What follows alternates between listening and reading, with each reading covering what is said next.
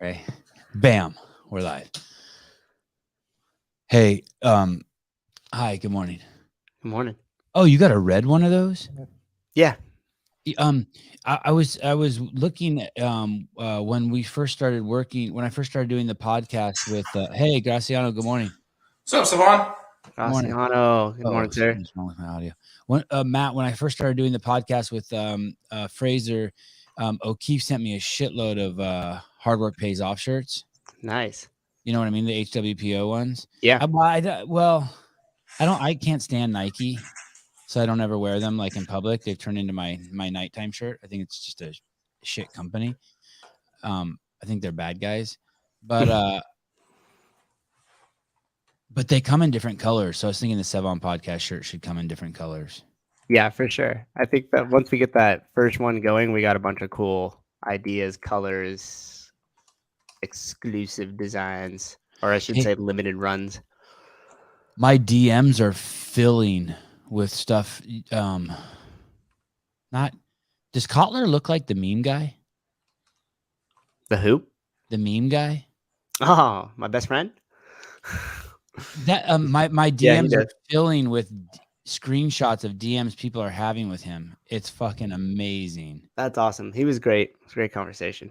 No, not Kotler, the other guy. Hi, Graciano. Oh.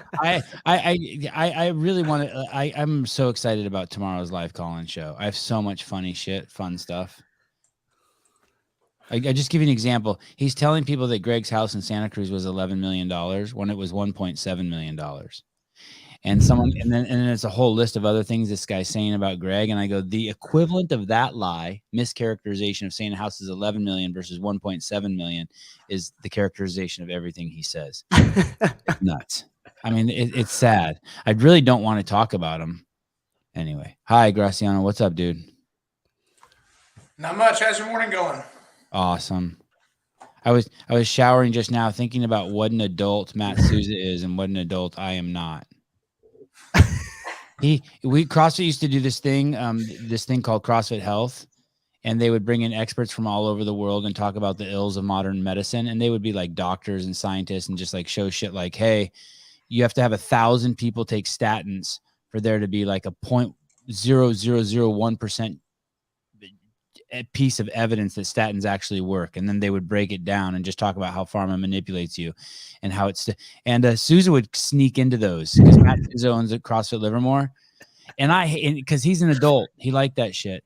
I worked at HQ. I was best friends with Greg and I hated it. I was like the little kid. It's like his parents were making him go to the ballet. I was like, are you fucking kidding me? It's a fucking Saturday and Sunday over the summer. You want me to listen to these doctors talk? Like, I already know.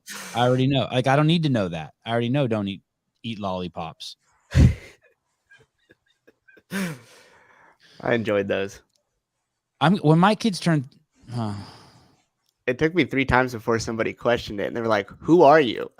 Danielle Hale was like, who are you? Why are you here? Graciano, are you inside or are you outside? I see a window and I see a backdrop, but I can't tell if you're outside or if you're inside. That's how crazy your backdrop is. I'm inside right now.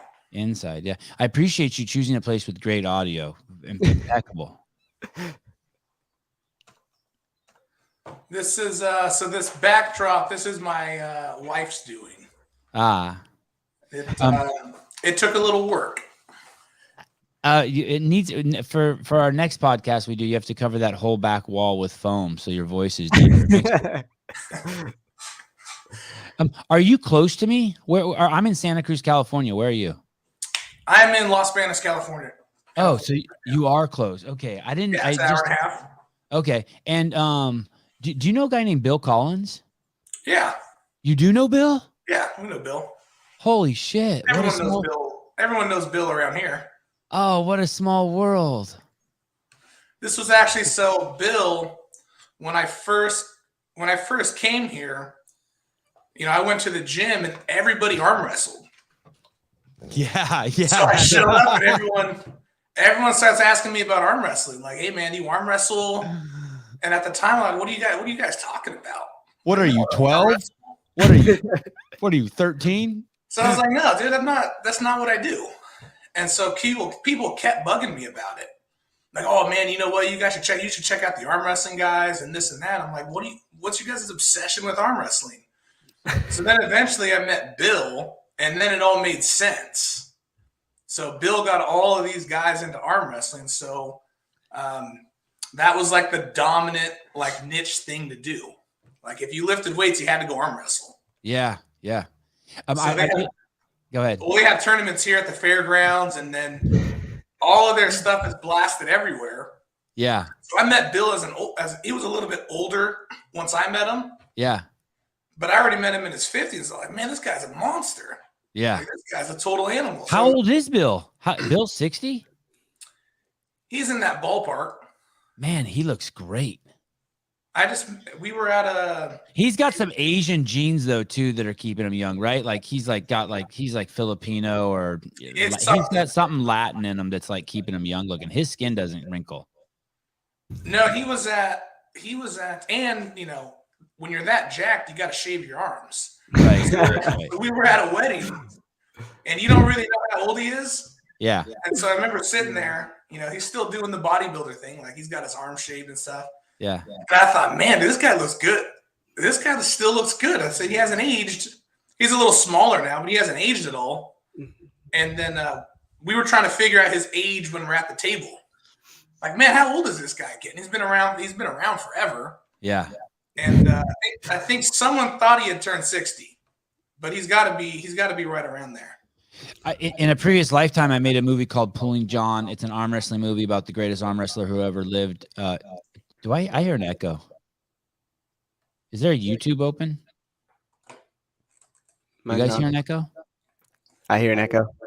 Anyone in the comments hear an echo? Anyway, there was a movie called Pulling John. It's about the greatest arm wrestler who ever lived, John Brzezinski. And the very first arm wrestling tournament I ever went to, Bill Collins was running it.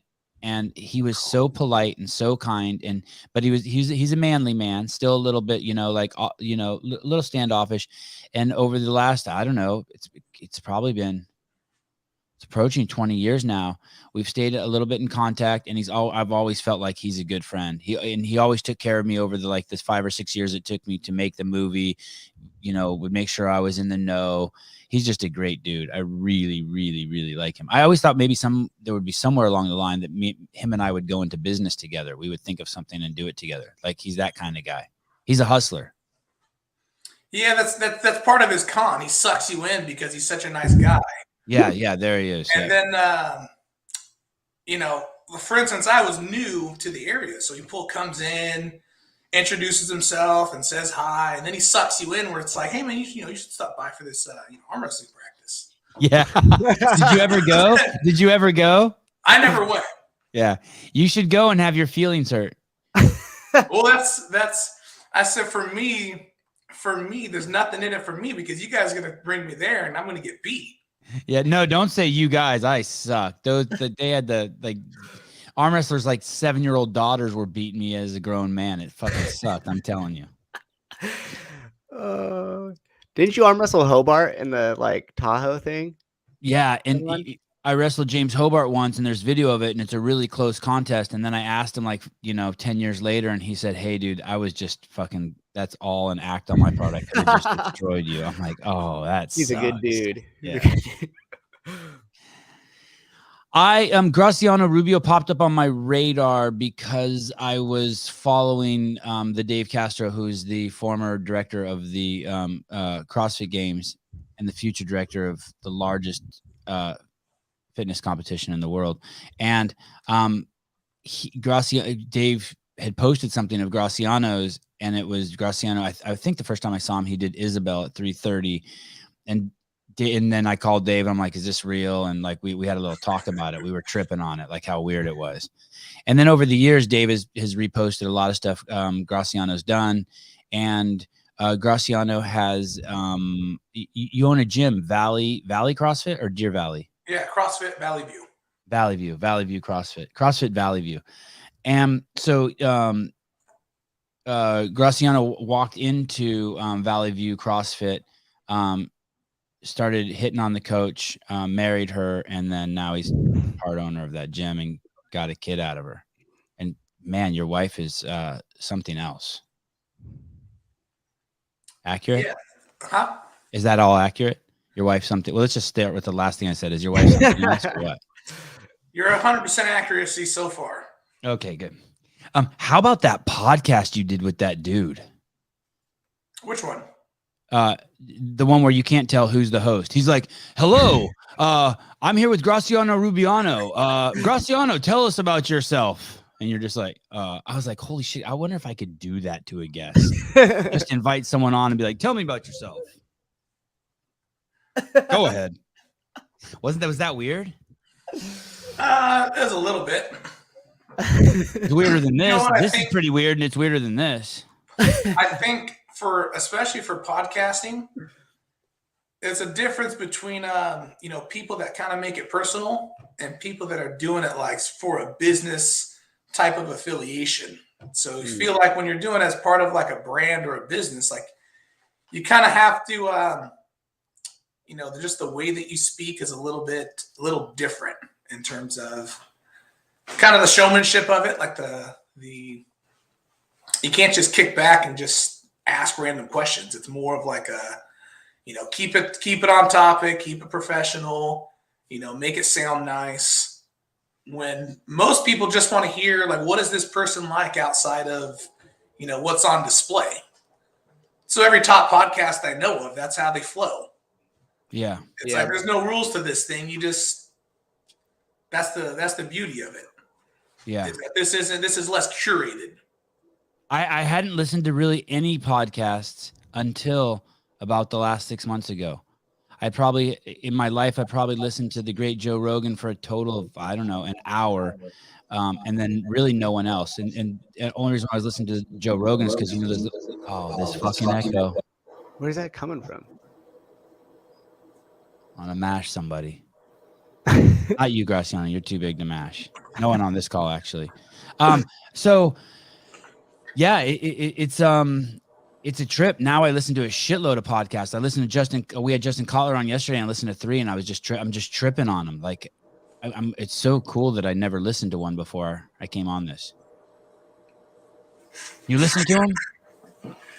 You know what? I really started during quarantine. I listened to a lot more. Yeah. I mean, I listened to them before that, but they're kind of sporadically. And yes. 2 years ago, I started listening to quite a few more. Yes, the Isabel video is bonkers. Teddy, a shit ton of the videos are bonkers. Yeah. So many of the videos are bonkers. By the way, guys, those of you who listen to the show, I hear from every guest, I swear, like what's it called? Like drum work? Like, what's the word? There's some phrase for it. Like every guest is like, holy cow, your audience is amazing. After the podcast, they jumped into my DMs. They told me how much they like me.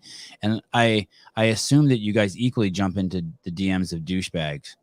So you guys are quite for such a small crew that we are, you guys are quite aggressive in a good way, The same way the Gophers are aggressive in my backyard. When did your Instagram account blow up, Graciano? When did you start? Like, let me see how many followers he has. Do you have like 20,000 followers? Yeah, 20,000, 20.1. Yeah, it's weird that a dude just out of Los Banos, just working out in his local gym. For those who don't know, Los Banos is a small town, man, in the middle of nowhere. When did what happened that caused your Instagram to blow up? There was two things. First, Castro dropped into the gym because he was out duck hunting. So it was the first time I did Isabel at 3:30. And then I started doing reels on Instagram. Oh. So I started putting stuff in shorter form. And then it starts getting circulated more by Instagram. Mm-hmm. And then it takes off because that's the main way people discover new things is they look through the reels or they pop up like that. So before it was just people that I had known, like, local competitions or that you run into. And maybe they're friends. They're like, hey, check this guy out. But then it was first sharing that video and then it's all the reels. So they're all, 15 seconds. It's easy to look at and check out. Whereas before, I'd always post up like, longer videos or stuff that just gets buried somewhere that no one ever sees.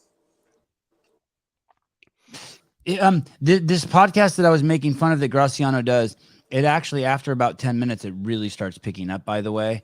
And if you want to hear a bunch of, I'm sure we're going to get into a bunch of it today, but if you want to hear some really cool thinking around working out, I rode the assault bike yesterday and did a workout and listened to it. And it was really, really cool, especially if I was younger and I was still doing some of that shit. It was fascinating. One of the things he talks about is that he does Isabel at 3:30 in 20 minutes, under 20 minutes.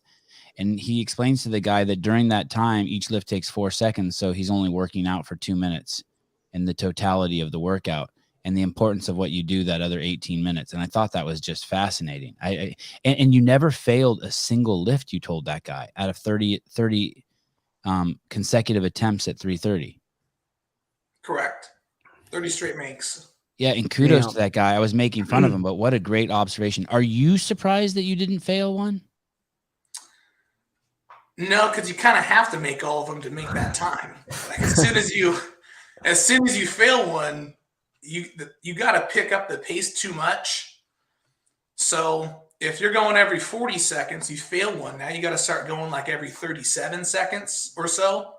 Like that pace ramps up real quick. So if you fail one, and you're basically over. You can maybe miss one and recover, but you certainly can't miss more than one. Yeah. Then the workout, the pace that you got to go to finish it out is just way too fast. What is your greatest feat of strength in your mind? The one you're most proud of? That one was the hardest. I'd definitely say that one was the hardest. Everything else is shorter term. So, you might suffer for 20 seconds or 30 seconds or something, but you're in pain like from minute 3 on. Wow. Oh, and you did is that the last one? Yeah, that was the last one.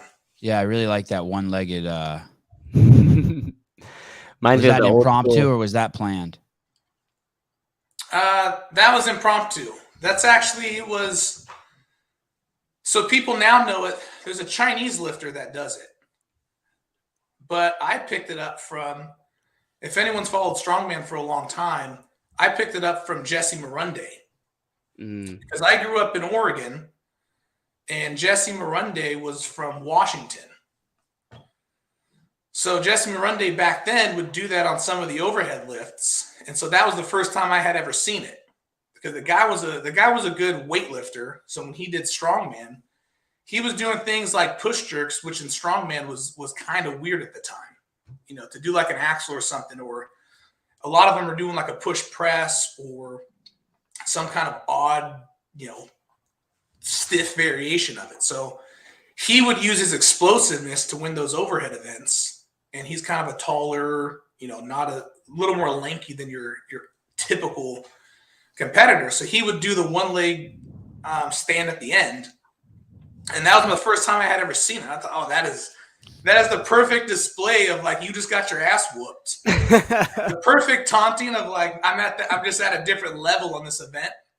So that was the first time I had ever seen it, and I think he had picked it up from some other weightlifter from decades ago or something. So that was my introduction to it, and so I picked it up when you do like an overhead event in strongman. That's just like the cherry on top. Like, you're not gonna match this one. A display of domination. I think the first time I saw it was with John North over at Cal Strength back in the day when like him and Donnie Schenkel and when Glenn Penley was still at Cal Strength as well too. So I don't know who the weightlifter is. I'm not a historian, but I'm sure someone knows like where that originated. But that goes back a long time. Mm-hmm. And I haven't been able to find out where that really started at. Hey, how do you end up in Los Banos? You're born in Salem. You went to school in Oregon, correct? College. Correct. And how do you end up in Los Banos? So I had taken a break from school, and my dad, my whole family works in construction. So this job pops up in California, and because it's an Oregon-based company, no one really wants to go. So he said, my dad, called me up and was like, "Hey, if you want to come, I can get you in on this job, because a job this far away, no one's going to want to go to. That's going to be easy to bring you along." So at the time, I was working at the post office delivering mail, and they had this career freeze. So I was making decent money, but there's no benefits attached to it. It's like you're not getting all the good stuff that for why you work as a mailman. So I said, well, then it's just a simple, which is like what, like health insurance and tenure and like retirement and all that good shit. Okay, your pension, your insurance, you're not getting all that. They're just writing you a bigger check and saying, "Hey, we can't hire as a career position, but we need people to go out and deliver the mail." So I said, it's just a decision of where am I going to make more money. So I was there in Newport, Oregon, and in my head I thought, this place is not where I want to spend the next few decades. But in California, California is about 10 times the size of Oregon. Longer term, there's going to be more opportunity there. So I'll make more money. I'm closer to where I eventually want to be. So I ended up coming down here, and it was to build a water treatment plant. So there's a water treatment plant maybe 20 minutes away from where I'm at now. And you can see it from the freeway, right? I'm pretty sure I've seen it when I drive by. Can you? Maybe. Okay. Maybe it'll be in the distance. Okay. So I came down, and then this place, at the time I was going to a commercial gym, and eventually I said, "Man, I can't take this place anymore." What was it? Was it a Gold or something? What does Los Banos have? Or just a mom and pop Globo gym? No, there's a chain. It's an In Shape. It's a chain local to California. Okay. So okay, I don't know it. They had one of those, and eventually I thought, I'm simply wasting too much time to get my workout done here. And then ended up coming to a CrossFit gym, and then that's how my whole CrossFit experience started. I needed a place that I could get ready for a strongman competition where I wasn't spending half my workout waiting on people, standing around, people in the way. And then I started slowly doing some CrossFit. Obviously, I met my wife, and then I ended up staying here. So let me see if I can see what I just gleaned from that. You were a postman in Newport, Oregon. You wanted to get out of there. Your dad was in the construction business. He offered you a gig down in California. You're like, okay. You picked up. You came down here. How long was that? And then at this point, you're already a professional strongman? No, that came afterwards. Okay. And how long did that gig take to build that water treatment plant? That was about 2 years. Oh, that's a good gig. Yeah. And then what do you do now? What's your vocation now? So I run the gym, and then I also manage money for people. Are you an accountant? No, I'm an investment advisor. Gotcha. So I own an RIA, and then I help people manage their money for retirement, other investment purposes. You what, an RA? RIA. It's just an investment advisory firm.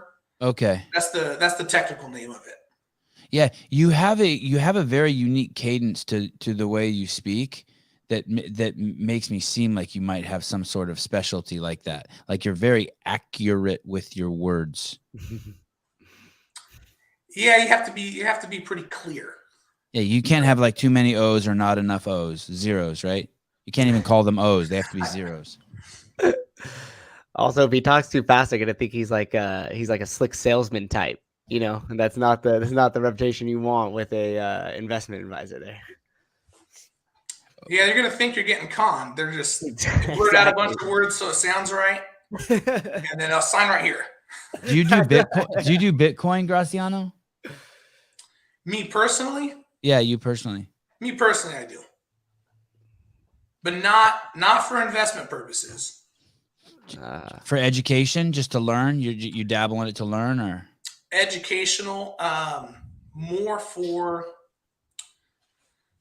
cryptocurrency as a tool in general, in terms of how it can be used. So, Like purchasing heroin from China and bringing it here. That's freedom. What are you tripping at all on it right now? Or are you excited as it fucking just points at the bottom and just goes straight into the fucking ground? Are you excited? Do you see that as opportunity? Yeah, so cryptocurrency as an investment, I don't care about whatsoever. It's more of the way that it can be used as a social tool that I care about. So I think that all the hype everything that gets talked about, like 99% of what gets talked about, is using it as a way to make more money. Right. You're talking about a way for more freedom. So they care about them getting rich, but they don't see how it can be used, its function as an actual currency. For the betterment of humanity, you're saying? Correct. So there's some top guys, like Jack Dorsey's one of them. There's a few other people, they start talking about it, and I think it goes over most people's head. Yeah. And they're like, yeah, whatever. We don't really know what you're talking about. But that, to me, is where it's more valuable. Isn't it weird that Jack Dorsey would be interested in that aspect of cryptocurrency, of its true value, the way you're talking about it, when he's such a closed-minded racist bigot? Well, I can't speak on that part. I mean, it seems inconsistent. It seems so. I think part of it is that I actually do believe. See, I do, because I listen to the Joe Rogan podcast. Okay. I do believe his take, which is Dorsey the individual is different than Dorsey the public figure. So when he's running Twitter, he's got to do some things that are a little different than how he is personally. I only hate Jews when I'm at the concentration camp. At my house, they're fucking welcome. Bring them in. Bring them in. Bring them in. Bring them in. When I go to the KKK rally, I just put it. It's just, so we're pretty good. We give food to the children and just lynch the occasional black man. But my neighbors are black, and I like them, and I let them borrow my lawnmower. I don't know. Hey, man. that goes with what I was saying. It's too much of a. I mean, and I'm open to be like, hey, Sevon, you don't see the big picture.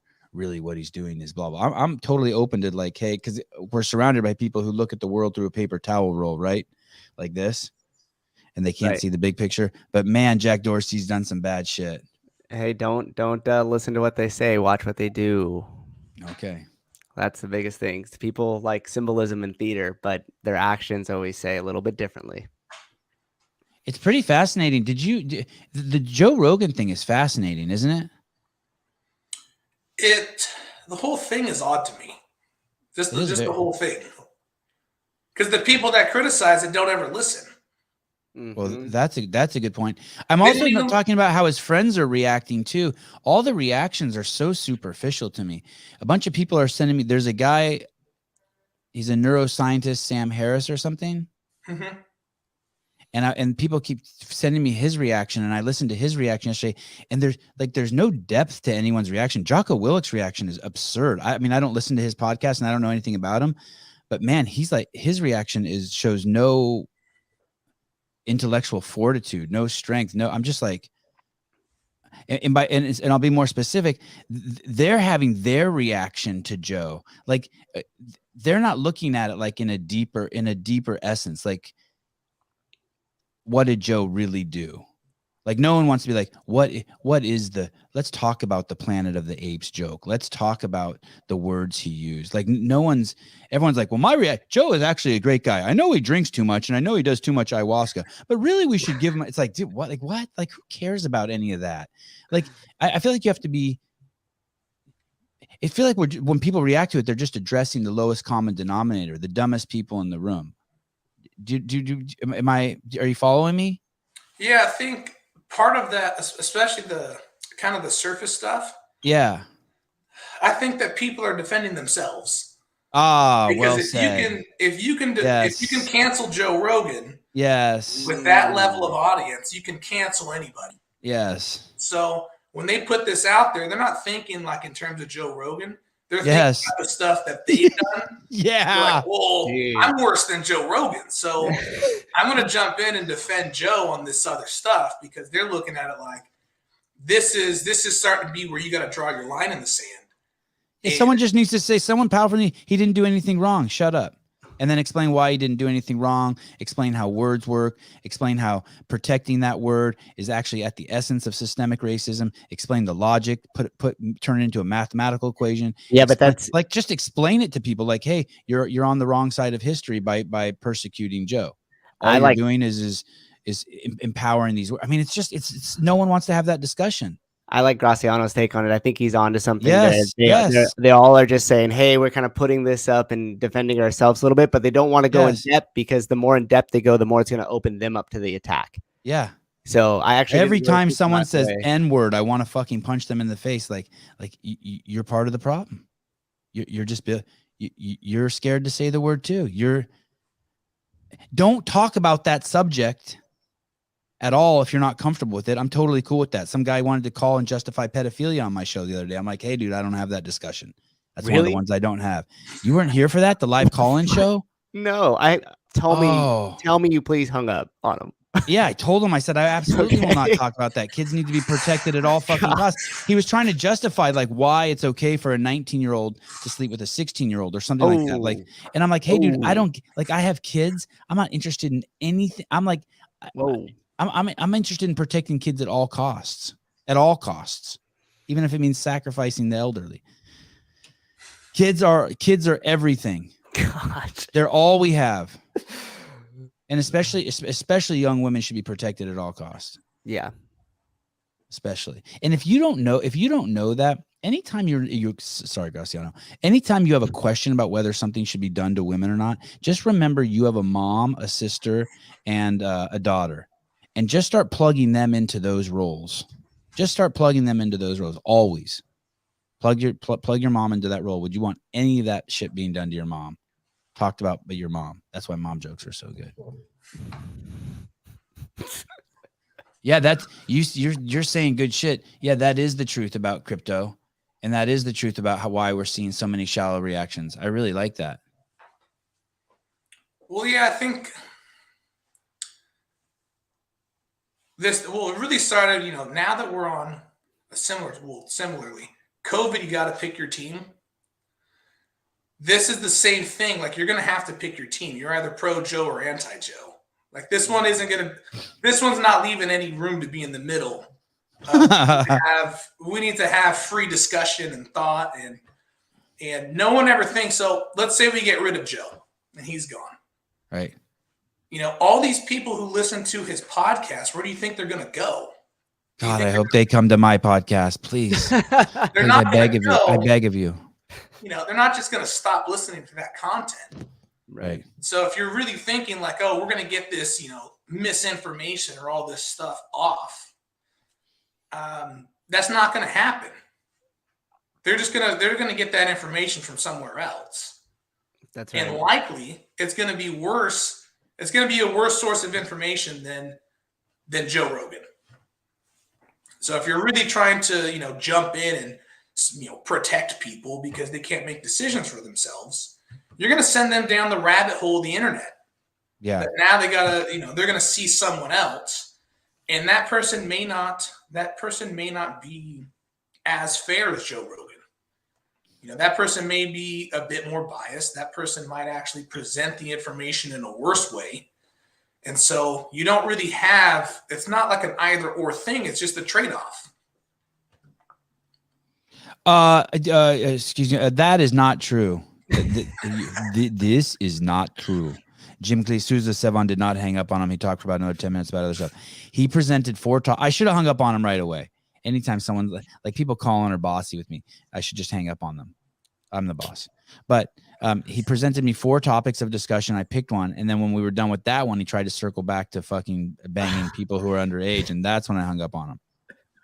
Jim Cleasis did tattle on me to Daddy Rosa. There was a Hey, he had Sanjay on, and kudos to Sanjay for coming on, and he gave Sanjay enough rope to hang himself, and Sanjay did hang himself. I don't understand I mean, who else could he have on? That's the head of the propaganda machine. I mean, I thought I was a little disappointed for Joe to say that he needs to be more balanced in his guests, because he was a fucking Bernie supporter. And Bernie is all about he's all about the welfare state. He's all about taking money from people. He believes the government can spend money better than me and you. Well, and it's nuts. And Joe and Russell Brand and these people are Bill Maher, they're slowly realizing that, like, you think it's okay to make all these laws against smoking, right? Because smoking is bad. But it sets precedents for all of a sudden, if you don't like white people, now you can set all these laws against white people. Like, you have to remember, every time we set a law, it sets precedent for something. And so I remember thinking that, because I was a hardcore liberal in Berkeley, and all these smoking laws were passing. I'm like, man, this is like some Nazi shit. Like, I'm not for smoking. I don't think people should smoke. But like you have to stand out in the street to smoke.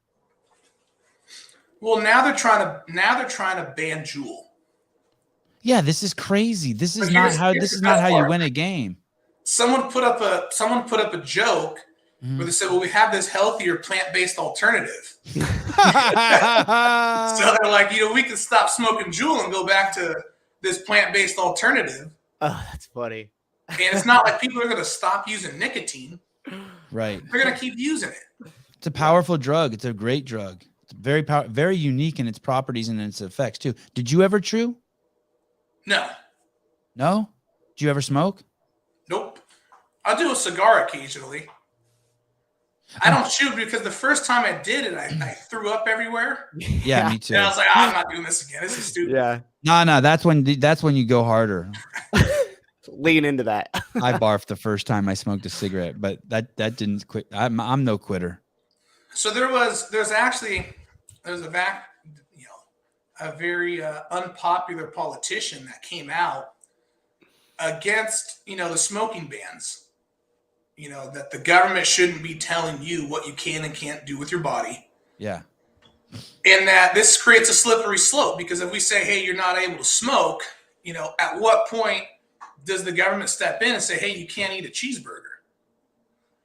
Right. Because that's harmful to you. Yes. Hey, that's coming. They're trying that. As absurd as that sounds, they're trying that. At what point do they, knock on your door and make sure you got your daily exercise? Mm. So this was written like 20 plus years ago. And it said, if you're here cheering on these smoking bans, you're going to have to be okay when they step up and tell you what you can eat and how you have to move. So he said, you better not be eating a cheeseburger behind your computer right now, reading this in favor of a smoking ban. Right. Because it's the same idea. It's based on the same principles. Right. Mm-hmm. And then now here we are 20 years later, and some of those things are coming true. What is the word for that? Is that philosophy or ethics? What is the word for that when people are looking through the world through a paper towel roll and they can't see the big picture? Like, they can't see that if you tell people to stop doing this, you have to recognize that the bigger picture, the precedent is eventually you can stop them from doing everything. That's why you have to allow hate speech to people, because what you see as not hate speech today will be seen as hate speech tomorrow. That's why, like, you can't be like, if someone's on the street corner screaming God is a piece of shit, we have to let them scream that. You're looking for a perspective.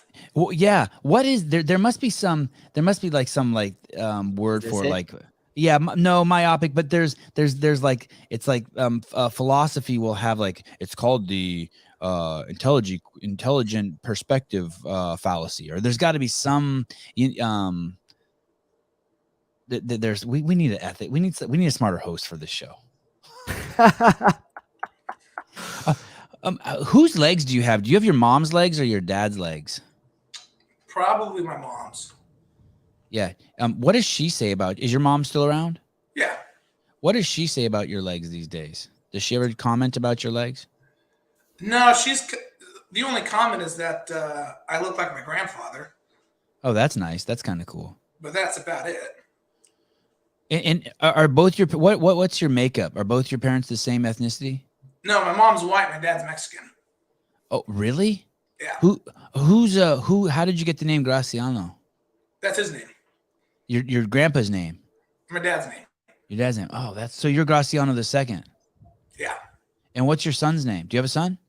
Yeah, I have a 5-year-old. His name's Magnus. Magnus. I like that name. You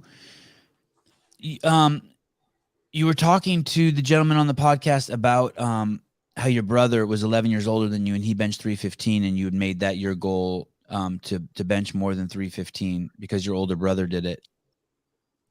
And then you drew that to why it's important for you to be a good role model for your son because you want your son to aspire to beat what wow. This is really weird. Do you mind if I answer this really quick? This is a trippy phone call. I apologize. This is your podcast, Graciano, but this is a weird phone call. Tony, how are you? I'm good. How are you? I'm good. Uh-oh. Are we in trouble? No, I told Colton after that last podcast a couple days ago, somebody called in that supposedly me. I said, I'm going to call him and at least tell him my name's not Dick. Yes.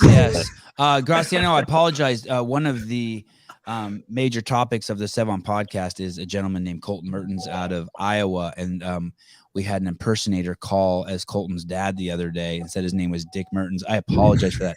I will block that man forever. This is actually Colton Mertens' dad, Anthony Mertens. Yep, this was him.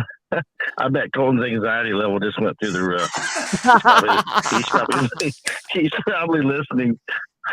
Joe Rogan ain't got shit on me. Anthony Mertens. Oh, Mr. Mertens. Good morning. How is Colton?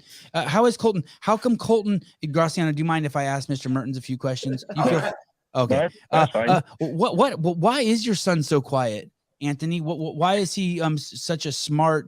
What do they call him? Introvert. What happened? I don't know. He was always quiet. When he was little. It's kind of funny. When we worked together around the farm, he's always kind of quiet. So I always think he's mad about something or something on his mind. So I'll ask him, "What's the matter?" He's like, "Nothing." I said, "You act like you're mad." "I ain't mad." Okay. So a little bit later, I say, "Colton, you mad?" He goes, "God damn it. When I get fucking mad, you don't quit asking me." So he's the type of kid that he doesn't get mad very easily, but when he's pissed all day. So that's what the kind of joke with his little brother and me. If we work together and Cody makes him mad, I always say, "Cody, God damn it. Now I got to work with him all day and he's pissed." So did you go through a phase like that as a kid? I think that's just something that some boys go through, right? Like he's just like they go. It's the journey inward. Was he ever outward? Yeah. Kid? Yeah. I mean, yeah. I don't know. I was kind of I think I was a little angry back at times back in the day. I still get angry. So, I mean, I don't know. Not at him though. He's too big and strong now. No, actually, with Colton, you redirected towards your younger son. You beat him now. No, Colton, if something's going wrong at the farm or if I think he screws something up and I say something to him, he don't say much. He gets that look like you're just crazy old man, shut up. And then he doesn't say much. And my youngest brother or his younger brother, Cody, he's the opposite. If I say something to him, he'll tell me, he's like, "Shut up, Dad, you're nuts." I'm like, Colton don't say nothing, but he's thinking it. But so we don't argue. We don't, and Colton leaves the house. He kind of got his schedule. He gives me my orders and then I don't see him for the better part of the day. So.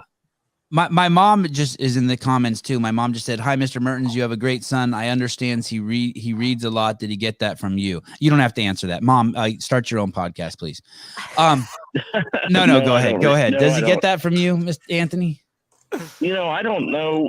I think he kind of started that in college. He doesn't, even at home, he hardly ever watches TV. He'll be doing something on his phone or he's listening to something.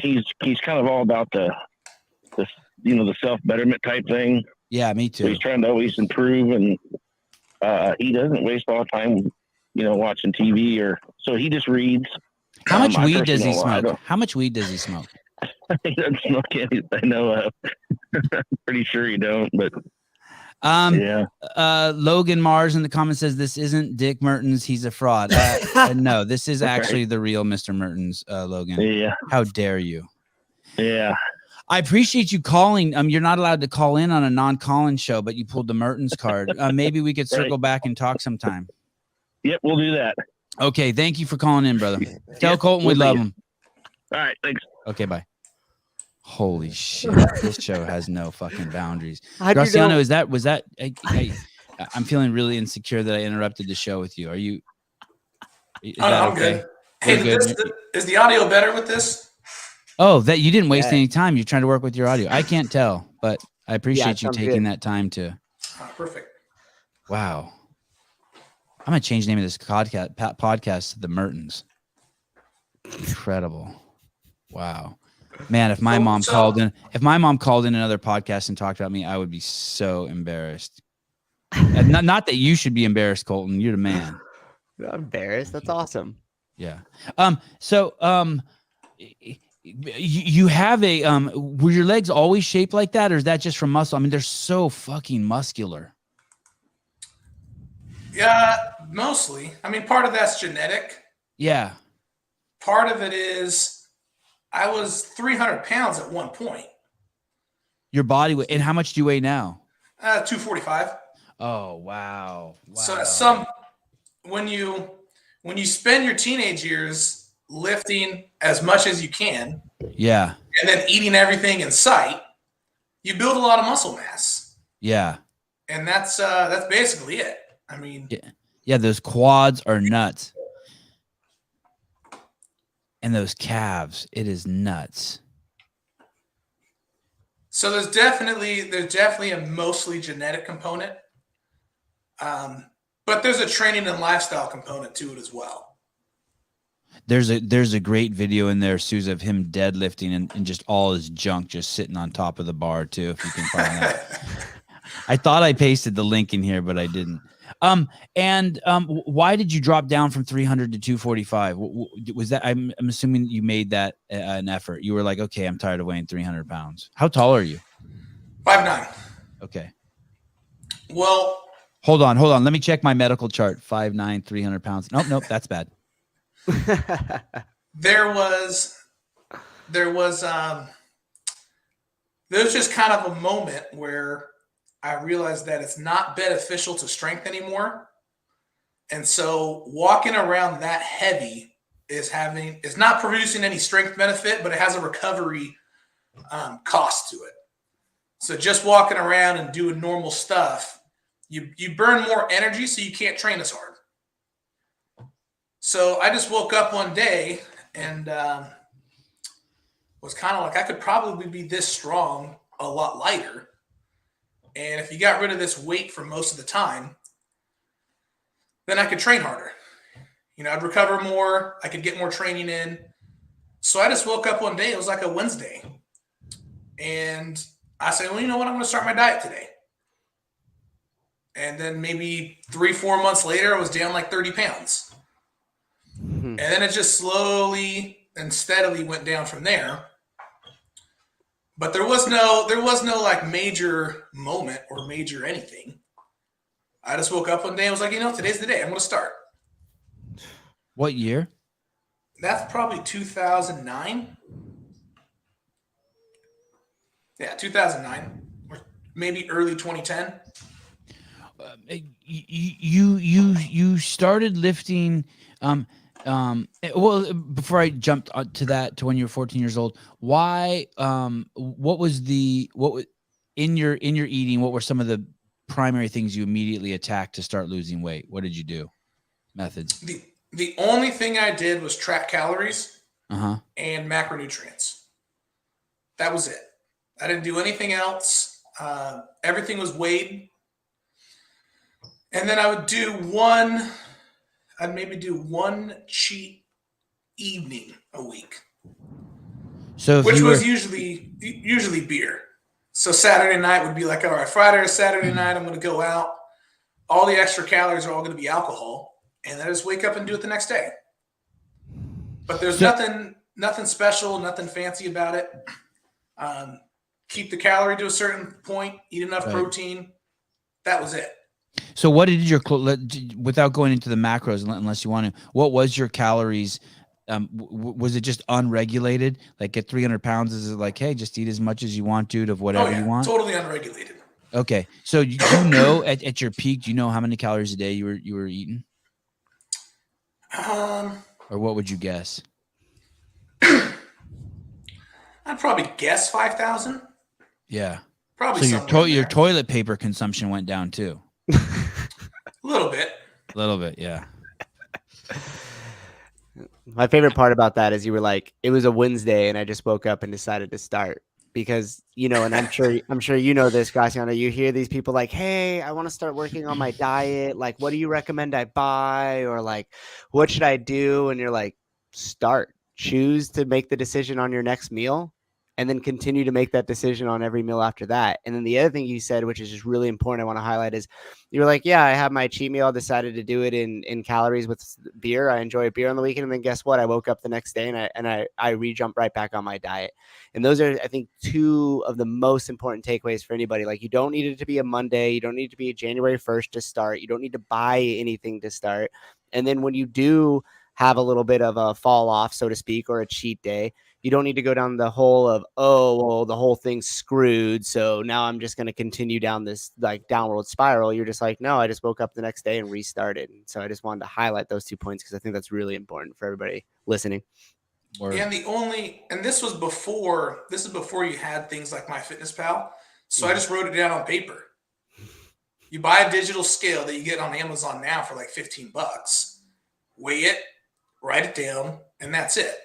Right. And even if the only thing you do is just write it down, even if you're not even concerned about, even if you don't actually follow a plan or anything, just the accountability portion of cutting out all the nonsense right there for most people. Like if all they do is track, a lot of times we have people track and then they come back and they lose weight and like, what should I change? I'm like, well, nothing, because you're just being honest with yourself now. Yeah. Like now that you're writing down, this is what I did. You're like, oh, I shouldn't do that. I shouldn't do this. Mm-hmm. So people start tracking, and all of a sudden they're losing like 2 pounds a week, and they get to a point that they've actually made significant progress, and then they're like, well, so what should I change? And it's like, well, you should just do what you're doing now. I don't even have anything to tell you because you're already making such fast progress doing what you already know. Just actually looking at it and having a spot to be like, this is what I did, keeps you honest and keeps you on track. Yep. So some of our meetings are like, okay, you need to do this, you need to do that. There's a lot of adjustments that need to be made. But a ton of people, it's literally, if all you do is write it down, that takes care of all your problems. Awareness to it. We had someone that they lost we did a challenge. In 6 weeks, they lost like 23 pounds. And all it was they cut out all the extra like stuff that's not really a meal. So they didn't put honey in their green tea, which they were drinking like half a gallon of green tea. They didn't add this. They didn't add this. So just an extra stuff that you don't even think of as adding calories or adding food or as part of your nutrition. They got done with the 6 weeks and were like, oh, I didn't really change anything. And I'm like, well, what do you mean you didn't change anything? You lost 20 plus pounds. Like, obviously you made giant changes. Right. You're just not aware of it. So you can go either direction. Like, you can go up without being aware of it because there's little tiny things that add up. You can go down without even recognizing it just because of these little tiny changes. Yep. So like if that's all you did was just be accountable and had an assessment of this is what I'm doing every day, that's it. Yep. Like there's no more, you don't have to get into the mindfulness and the habits and all these other things. If you write it down, you're accountable to yourself, it's a done deal. Yep. Same with personal finance too, right? yeah, if you're honest about, do I really need to spend money on these things? Yep. So, for instance, I put 100%, almost 100% of everything I buy is on a credit card, and I pay it off at the end of the month. So there's never a balance on it. But then at the end of the month, I have a sheet. This is everything I bought. So you look back and be like, ooh, like, we're going to forget it. We're going to cross that one out. Right.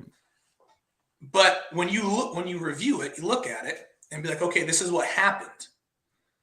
You know, you need to have an accurate assessment of what happened in order to make any changes going forward. Mm-hmm. So it's really the same. It's the same idea, either way you're doing it. But when it comes to money or finance, it's real simple. There's less emotion involved in there, and it's clear cut. Like, hey, I need to not purchase this, or I need to do this. Then with the food aspect, it gets a little trickier. Fundamentally, you're doing the same thing. It's just that you start adding emotion and other elements that shouldn't be there but are. Mm-hmm. And we start making it way more complicated than it needs to be. Someone asked in the comments, if you could recommend one financial book, what would it be? What is his best? Tim Brown, former running wide receiver for the Oakland Raiders. What is his best financial book? I think he maybe even won the Heisman. Let's see, most popular one. You know what? My favorite one. I don't know if it has the best advice. My favorite one's The Wealthy Barber. Mm. And it's for a very practical reason. For people who own their own business, a lot of people are a big fan of Rich Dad Poor Dad, but I'm a big fan of The Wealthy Barber because it highlights a very specific point, which is you have to live within your means. So there's plenty of barbers out there doing really well because they don't have to buy the fancy car and live in the big house and blow all their money for status. And so they're able to save and invest far more of their money than what some other people are able to do. Is this the book? That's the book. Yeah. Hey, it's in a Christian bookstore. Is it a Christian book? I don't think so.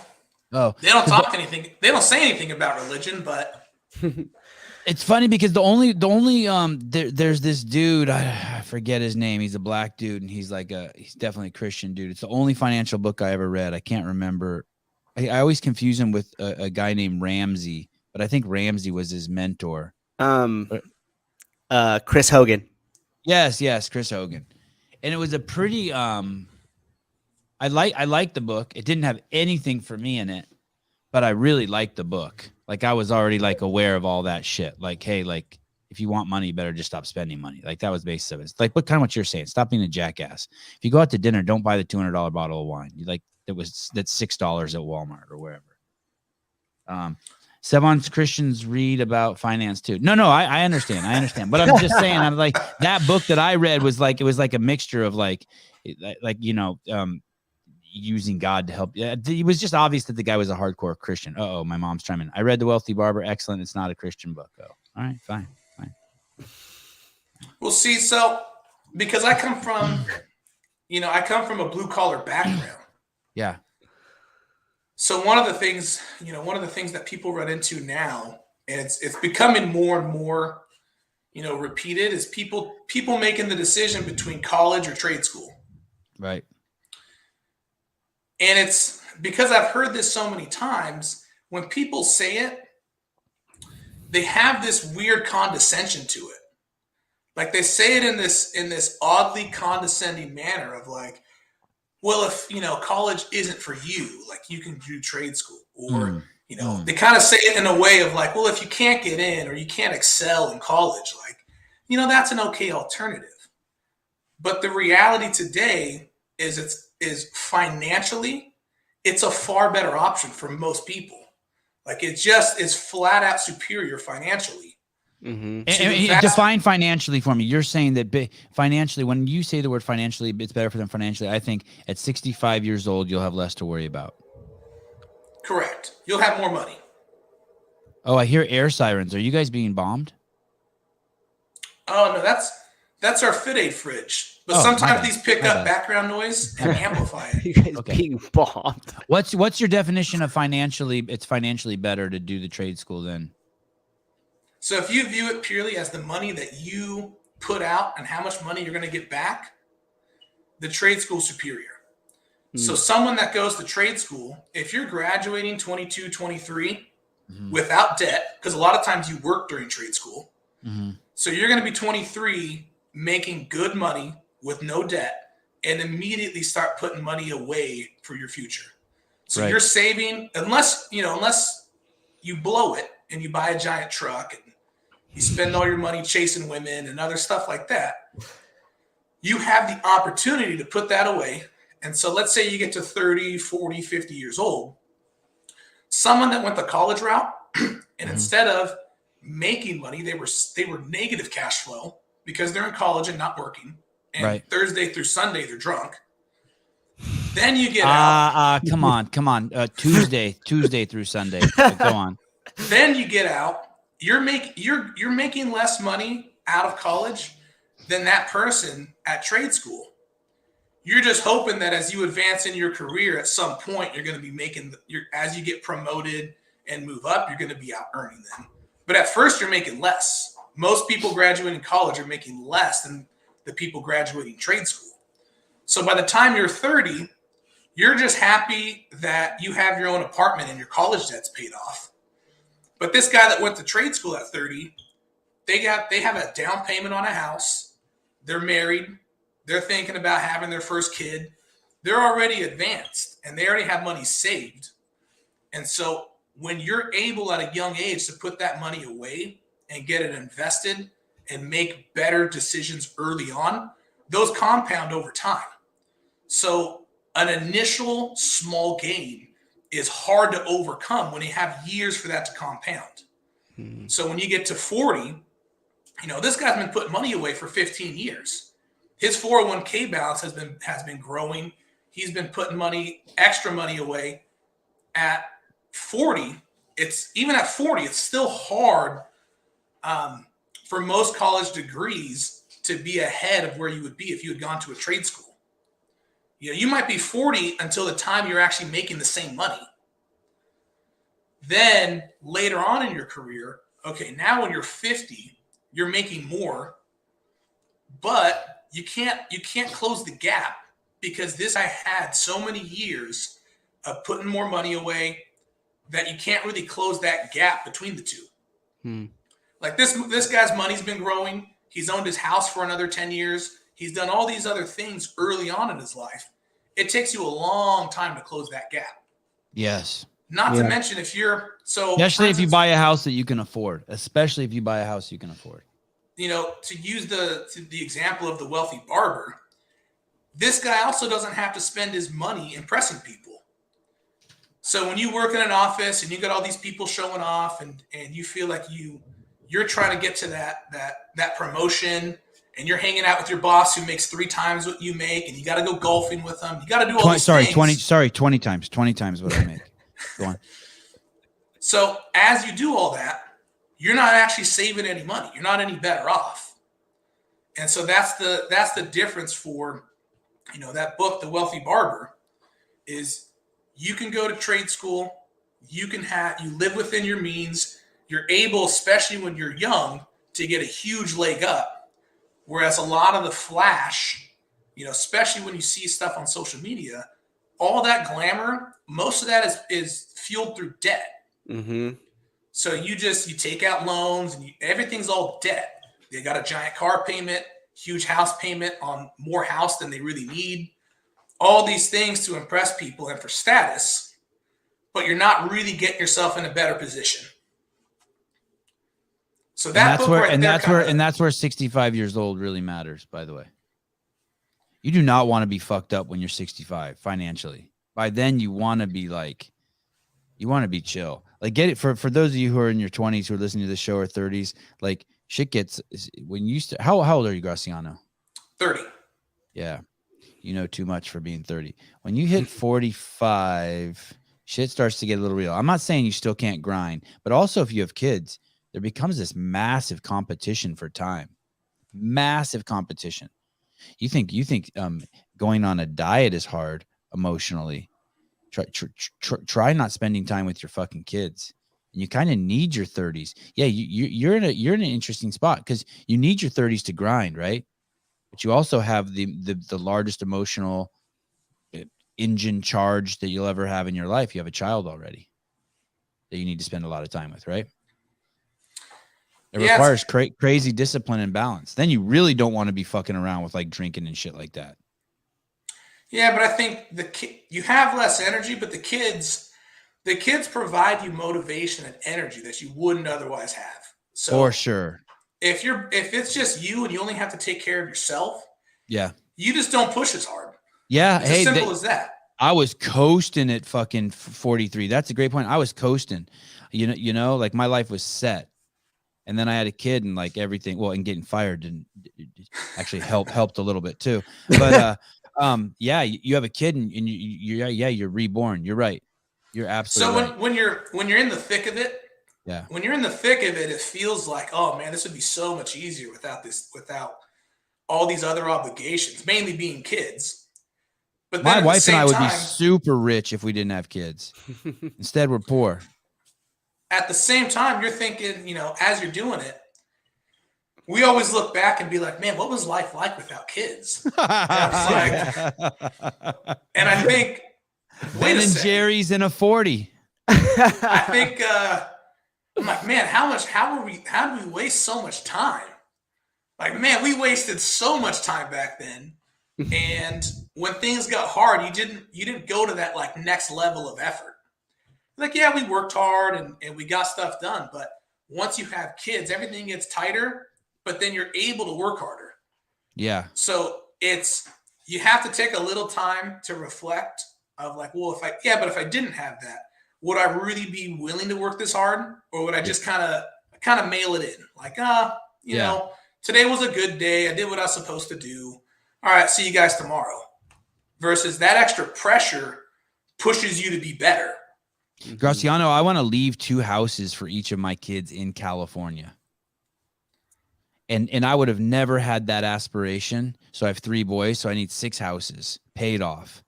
And you know, it's California. And I would have never had that aspiration if I didn't have kids. I'd have been like, all right, well, my mom and dad are going to die. I'll collect some of their loot. I'll get some of their houses. I'll chill. Me and my wife will hang out and just bone and do CrossFit. Peace. You know, like it's a good ass life. I ain't hating on it. I got a great wife. Like, it's cool.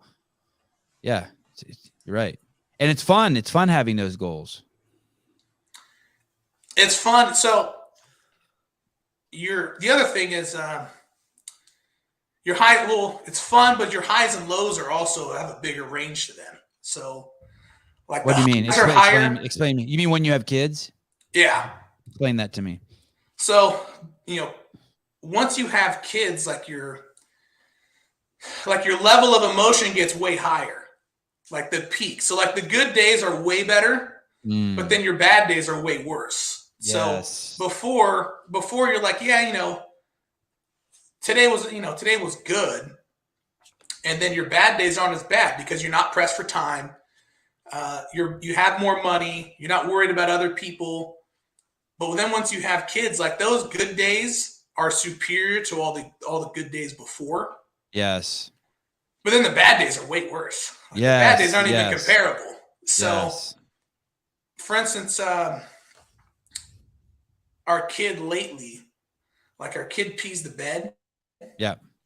It's good. And then when you're at the end that forces of the day, you to change the sheets more than once every 2 months. You go through all your stuff. Yep. Right. At the end of the day, like you get home and you're like, oh man, I got to make this bed right now.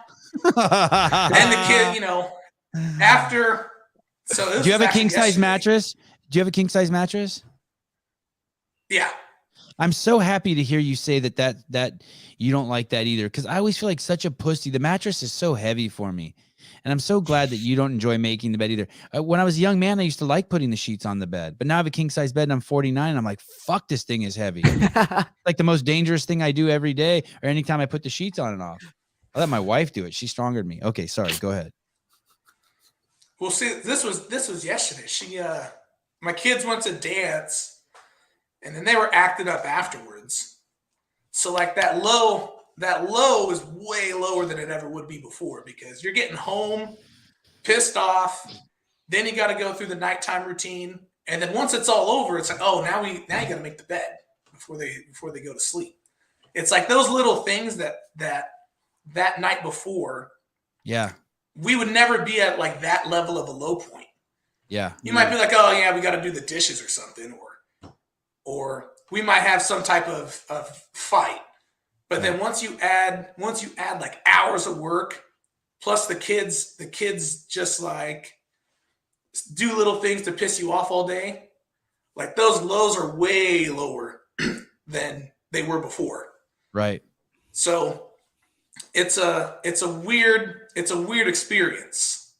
Like you're just everything is more volatile. Are you a religious man? No. Yeah, you seem very I wouldn't guess that you were, but you never know. And because you're so analytical, you're very analytical, right?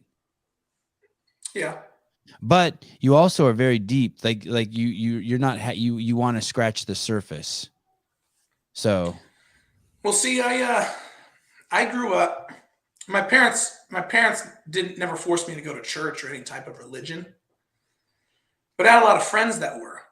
So I grew up. There was a large Mormon church in our town, and so I'm always just curious.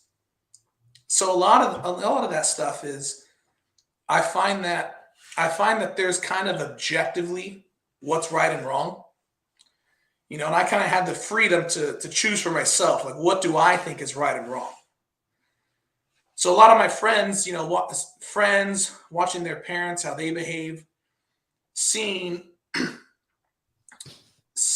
you know, how they act and figuring out, you know, not this is right, not because this book says it is, but just because it's the right thing to do. Or this is wrong, not because this other person or book or government says it's wrong. It's wrong because it causes harm to these people. It's wrong because it has this impact. Religious people would say, well, what do you care? Where's your moral compass? Like a lot of people who like believe in God will be like, well, if we didn't have God, everyone would just be out killing everyone. And whenever they use that argument, I'm like, what? Really? Like, I get sad. I cry when I see someone catch a fish and pull it ashore and I see it's like struggling to breathe. Where does it come from then for you? That I think you called it objective, but it's not is it objective? Like, how do you know right and wrong if you're not religious? If you don't like look to page 72 of the Bible, is it okay to take this guy's cow? No. Oh, shit. Better put it back. Like, how do you know? What's your bedrock? Probably, you know, mostly, you know, you treat others the way that you want to be treated. That's one. So I think that's Didn't Jesus say that? Isn't that like the foundation of the Bible or something? Or no? I don't know. I haven't read it. Oh, all right. I think it's in almost every religion, isn't it? I know my mom pounded that into me as a kid. Treat Yeah. people the way you want to be treated. I mean, that was it. The golden rule. The golden rule. Yep. Well, there's the golden rule, and then I think I picked it up somewhere in school about the platinum rule of treating other people the way that they want to be treated. So there's, you know, that's what I tell my wife. My kid wants to be slapped. What are you talking about? He's asking for it. Well, see, I tell my wife complains, and I said, "You're right. I'm treating you the way that I want to be treated. If you did that to me, I'm not going to complain. I'm not going to get upset if you do that. So I'm 100% following the golden rule. If you want to do that, perfectly fine. You can. If that's what you want to do at 2:00, I'm okay with it. I'm not going to be upset like you are right now. So I think most of that, especially earlier in my life, was about, you know, treating other people how you want to be treated, or thinking, or putting yourself in their shoes. But where does that come from? Why do that? Why not just like, how does someone like me or you do know that and have that feeling or that intellectual understanding, or like, it's just fucking made up. These other people are doing it because God told them to do it. Like, why don't we just run around and beat people and take their wallets and be like, hey, it's just survival of the fittest. It's the way it is. Like, Well, what do you think makes it? Go ahead. I think it's an innate human ability. You know, To know right and wrong, or right. I think that, as humans, we're social and we're required to cooperate. In order to survive, our ability to survive relies on cooperation. You're not going to make it very far as a single individual. You at least need a small group. So I think that we're hardwired for cooperation. I think a lot of what we do, we don't view ourselves as animals, and we don't view things as instinctual. We don't view them as like automatic responses, but a lot of what we do is. And so I think there's an innate drive to do good. There's an innate drive to treat other people well, because and this is purely self-interest. In order for you to survive, you need these other people. And so you can't really be a jerk. You can't be unlikable. You can't treat people that way, because you're going to get cast from the group. And if you're cast from the group and try to make it by yourself, you're not surviving. That's a rare, exceptional individual that's going to survive 100% on their own for any length of time. We're also designed in this way. It's kind of like what you said about being humans, to talk about one of the aspects of that is if I hate you, Graciano, then that hate is inside of me. And so there's a price I pay for my bad behavior. Is my anger towards you because you parked your car on my lawn and broke my sprinklers? Is there, like, how much hate do I want to give towards you? Because there's a cost for me, emotionally, intellectually, physically, health wise. Like, what is that? And we all say, so many people forget that too. So like, when you don't like people, when you don't like your neighbor, let's say like literally your neighbor, there's a price to pay. Every time you pull up in your house, it's uncomfortable, right? And on the most superficial level, there's a price to pay. You don't want to see them when you look over the fence. You don't want to pull up at the same time as them. Do you know what I mean? Whereas if you like your neighbor, or if you love your neighbor, it's great every time you see them. I had a friend call me the other day who I used to work at CrossFit with. And basically I hadn't talked to them in a year because I was really upset with them. And I'd held them to a standard that was probably not achievable for anyone. And basically he texted me and he said, hey, we need to talk. So I called him, and I was selfishly trying to squash the beef because I don't want to have ill feelings towards anyone. There was a price I was paying for that. There was a price I was paying for having ill feelings towards someone. To tell you the truth, I actually have a little bit of concern sometimes when I take the piss out of people on this show, and then it sticks to them. Like, I want them to know, like, hey, it's just a show. I'm just joking. We're just people here. You know what I mean? Like, people inside of the community. Because I turn this off and I walk away and I just go to the beach with my kids. So sometimes I feel bad, like if I take a shit in someone's brain and they're stuck with it for a week. Well, I think it's interesting, and I'd like to address this comment here because Sean was saying absolutely wrong.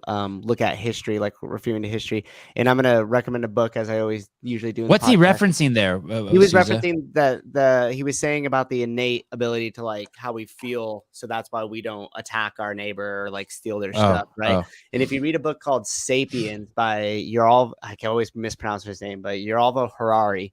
It's a brief, I think the name of the book is like a brief history of humanity. You'll find that once we started to have more abundance of what we needed for survival, it allowed more room for conscious thoughts, because like what Graciano was saying is sometimes we're just reacting, right? So if I'm super hungry, or you're going to come after me to get my kids and you need my resources, that's it right there. A brief history of humanity, or of humankind. There's not a lot of room for conscious thought. And what happens is and this is on a spectrum that you guys can look up on the conscious level spectrum. It's actually on my Instagram. You could see it there too, but it basically the lower your conscious level of is like anger, or if I'm sad or something, that's still going to drive me to action. But these are low conscious level reactions. And the more we have as abundance, like we do in the world we live in now, we have more room to have high level conscious and thought, which then allows us to have more room for those feelings of the innate good in which you were talking about.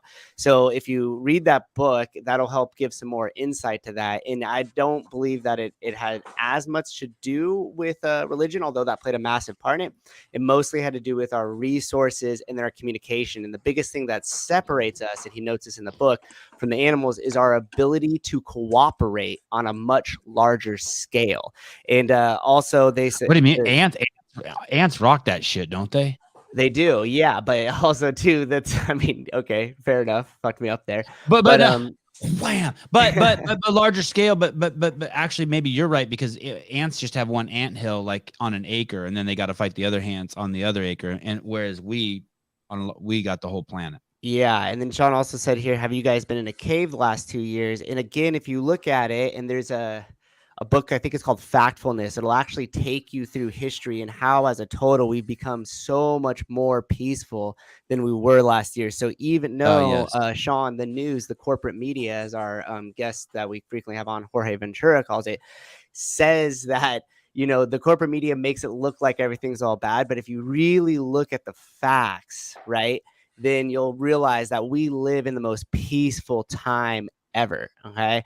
And it is a lot better now than it ever has been. And in fact, even our poorest people, when the United States especially, still have access than the richest person did, more access to things than the richest person did just about 50 to 70 years ago. 50 or 70 years ago, 20 years ago. Yeah, exactly. Ladies and gentlemen, iPhone and everything else. That's right. Yeah. That's a huge mistake, by the way, the left does. And this is coming from a former hardcore liberal. They just look at discrepancy of wealth. That's right. A horrible fucking metric to isolate. There's people now, the poorest people on planet Earth have what the richest people did not have 20 years ago.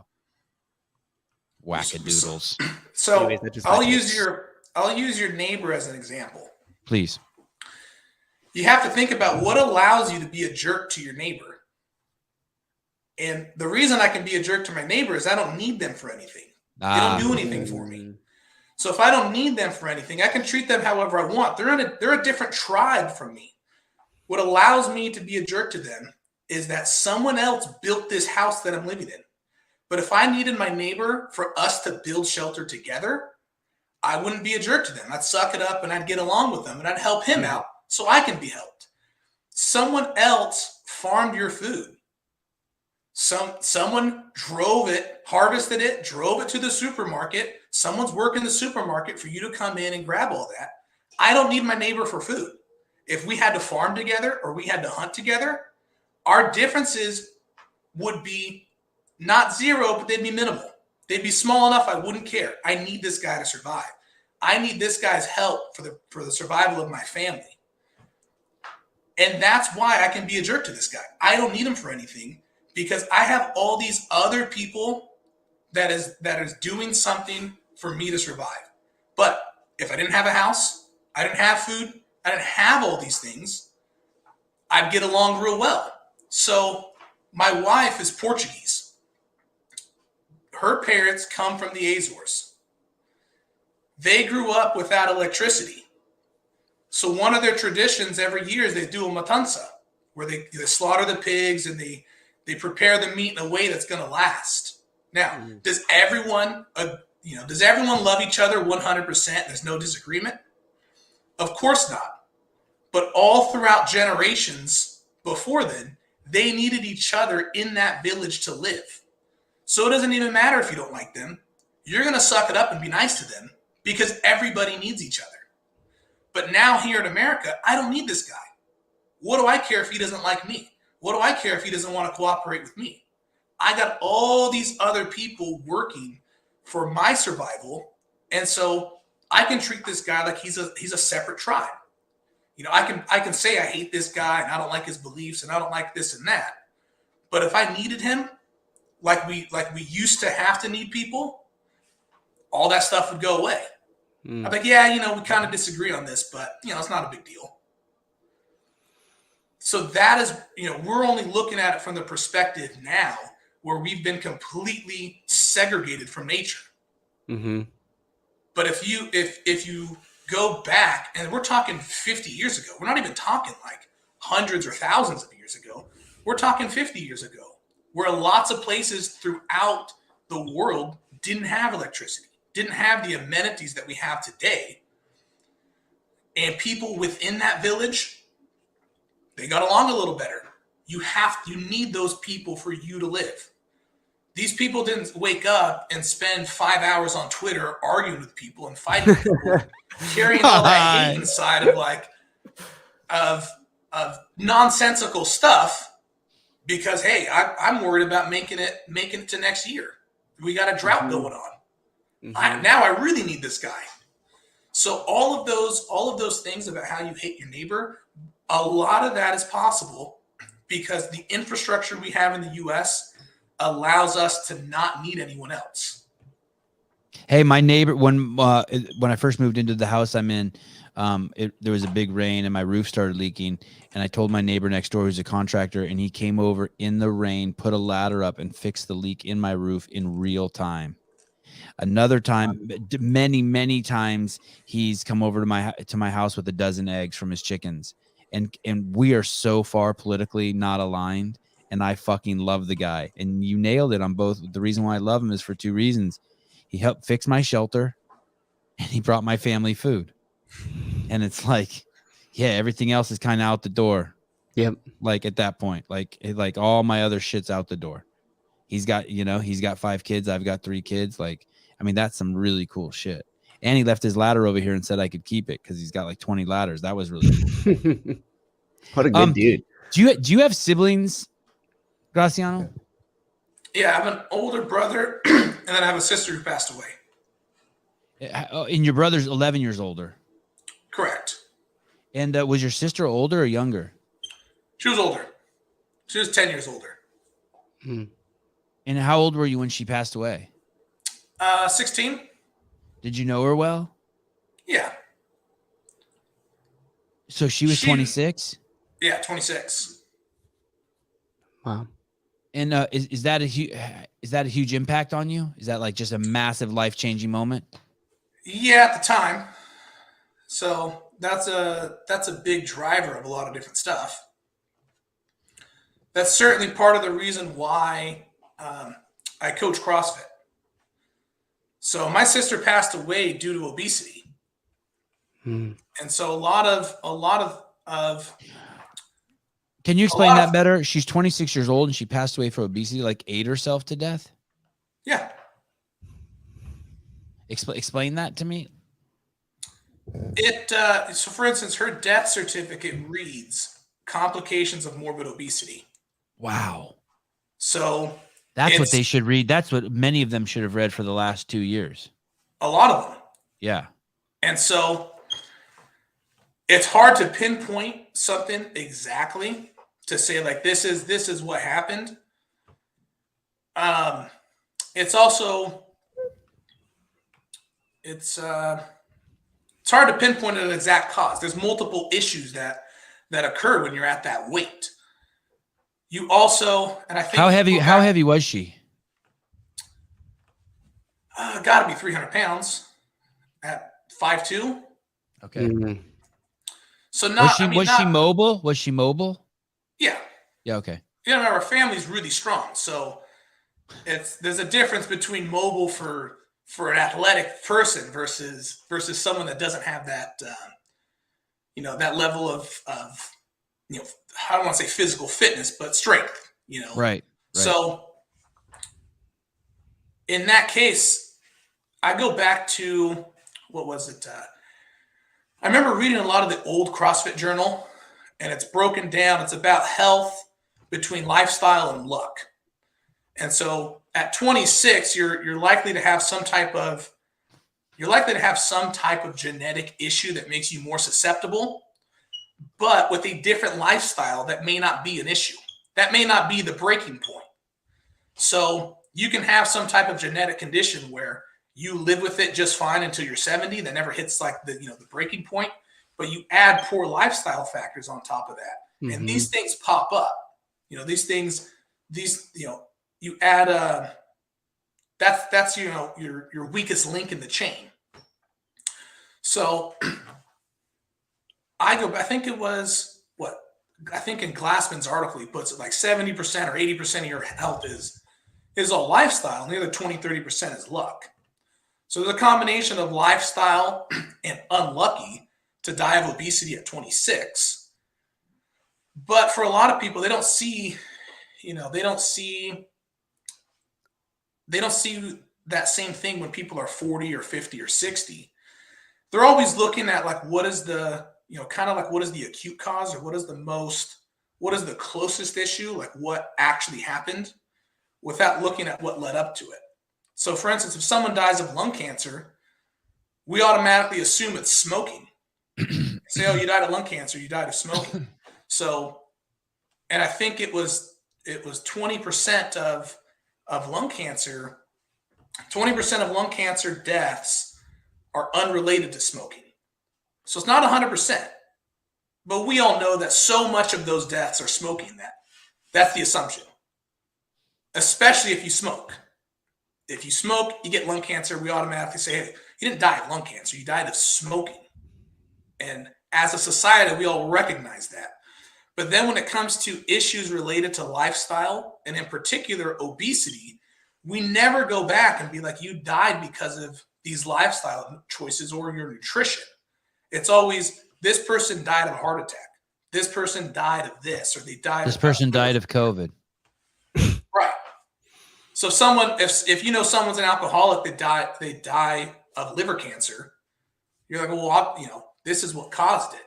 But there's a whole host of issues. We never look back and say, hey, they died because they have a poor diet. It's always something else that takes it off of what caused it. Even someone getting hit by a car. You're 150 pounds overweight and you get hit by a car and you die.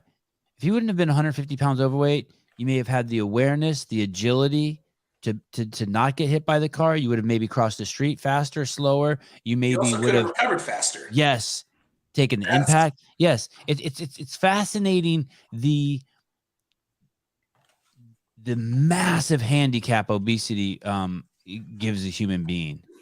It's like wearing the world's largest weight vest with you at all times. Yeah, for instance, when I was 20, my appendix ruptured. And so I went in, did the surgery. Wow, that's scary. I had this giant tube in my stomach. It sucks out all the fluid. Uh-huh.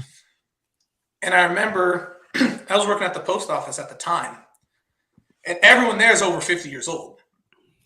And so they found when I called and said, hey, this is what happened. That could kill you, man. Yeah, and it happened fast. Yeah. So they're all thinking of it like, oh, dude, we just lost this guy.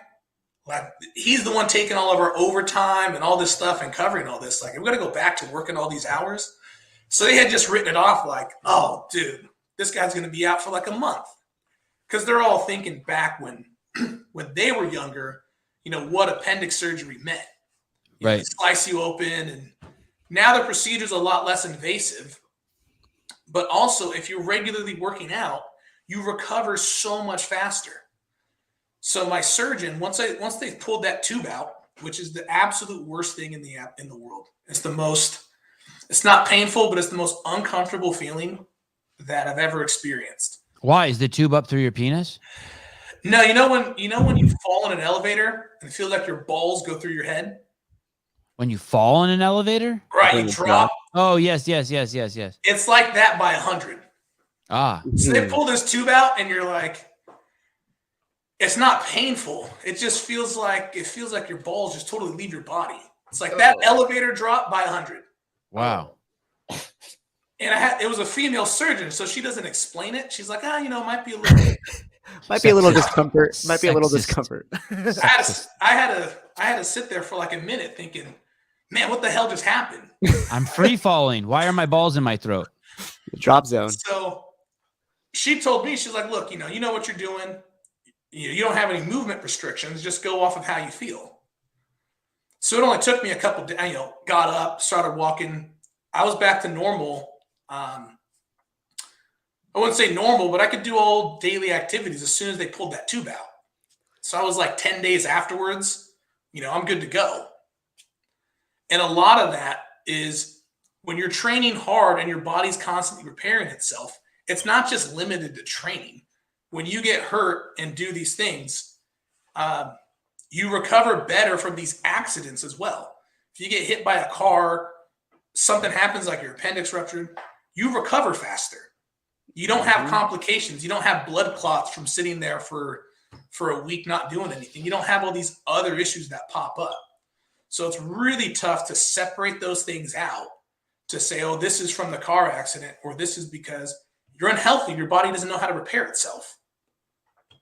Why didn't anyone tell your sister? Why didn't your sister stop eating or change her diet? I think, and this is from a societal perspective, at large.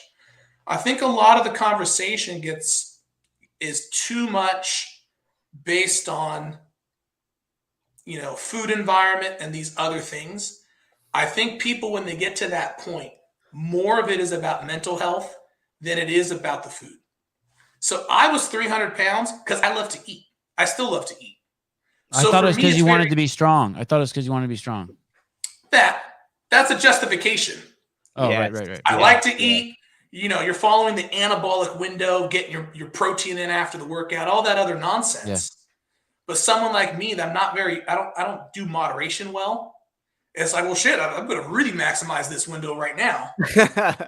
So, like 3 sandwiches with 6 pieces of bread in a row instead of just like. It doesn't matter. Yeah. It doesn't matter what it is. Right. So, for someone like me, I can easily make that switch and be like, all right, this isn't helping me anymore. I can make that switch. It's not a big deal. As soon as I believe, hey, this is having a negative impact on the training, I can easily switch and be like, all right, I'm just not going to eat that much. I'm not going to eat all that stuff. For a lot of people, they can't make that switch that easily. It's because they're not eating to either support a certain lifestyle or to support doing these things. A lot of people that I have seen who we're not talking 20 pounds overweight, we're talking 50 or 100 plus. Food becomes a coping mechanism. So it becomes a way to deal with anxiety. It becomes a way to deal with depression. It's beyond just the food itself. So you need to treat the underlying cause of that, not just look at it from, hey, we need to sit them down with a nutritionist. Like, that shit doesn't work. And the failure rate is so high that it just get rid of it. It's not a food issue. It's some underlying issue. They know that what they're doing right now is not healthy. Mm-hmm. They know that this shit's no good for them. It's just that they don't have, I don't like using the word motivation, but they're not able to do the actions that would make the difference in this. So you need to get to the underlying cause of that. Not just be like, oh, they don't have the knowledge. No, you know that Big Macs are no good. That's not, they'll tell you that. Apply that to your sister. So what you're saying is that your sister was eating. It's more than just telling her to stop eating or just like, you're saying that food was a coping mechanism, but doesn't dying transcend all of that? So I'm giving you I'm smoking cigarettes and I get a sore throat and I'm like, oh shit, I have cancer. So I quit smoking. Like it's like there should be shit that scares the bejesus out of you and you do a course correction. Yeah, and this is going to go back. We'll tie this into COVID. Okay. Usually there's a progression of that. So people go through a progression of, I'm kind of sick. I go to the doctor. They're like, hey man, you need to make some changes. This is going to take 10 years off your life.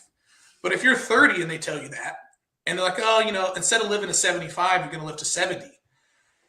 It's not an urgent thing you got to change.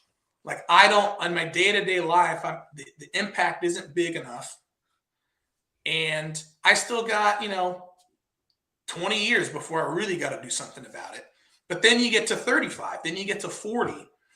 As you get older, the ability to make those changes becomes less. The impact on your health becomes more. And now that time frame kind of shortens up. So then when you're 40, they're like, hey, man, you need to make a change now. Yeah, okay, doc. Then it's, 45, 50 before they're like, the doctor gets serious enough to say, hey, if you don't stop this right now, you're going to die in the next year. Mm-hmm. Like your blood pressure is here. You cannot maintain this anymore. You must stop right now. And so there's kind of, in terms of knowledge, it's not, the food issue. We've now allowed the narrative to be health at any size, which is just utter nonsense. That stuff is total nonsense. It's abusive. It's abusive. It should be yeah, it's abusive. So we've allowed that. What do you think about what do you think about parents who let their kids get obese? Sorry, finish that train of thought. I'm sorry. Go ahead. We've allowed that. So we've allowed that to take root because we don't want to hurt anyone's feelings and we don't want people to feel bad. But lying to people there's nothing nice or kind about lying. Right. And a lot of people know it's a lie. Doctors know it's a lie. Trainers know it's a lie. All these people know it's a lie. Like, you think doctors know it's a lie? Oh, it's a lie. Okay. Well, you have if more it's faith not than a me. lie, I think 50% of doctors don't know that, but go ahead. If it's not a lie, they're being willfully ignorant. Okay. You can't continue to see people come in that are obese, that have these issues, and continue to see people come in that aren't and don't have some of these issues and pretend like, oh, well, your weight doesn't have any impact on your health or your diet doesn't have any impact on your health. So they may genuinely not know, but they're choosing not to know. There becomes a point where the data becomes so overwhelming. You're choosing not to look at this. You're choosing to ignore it. How about one of these leaders of one of these countries that just said,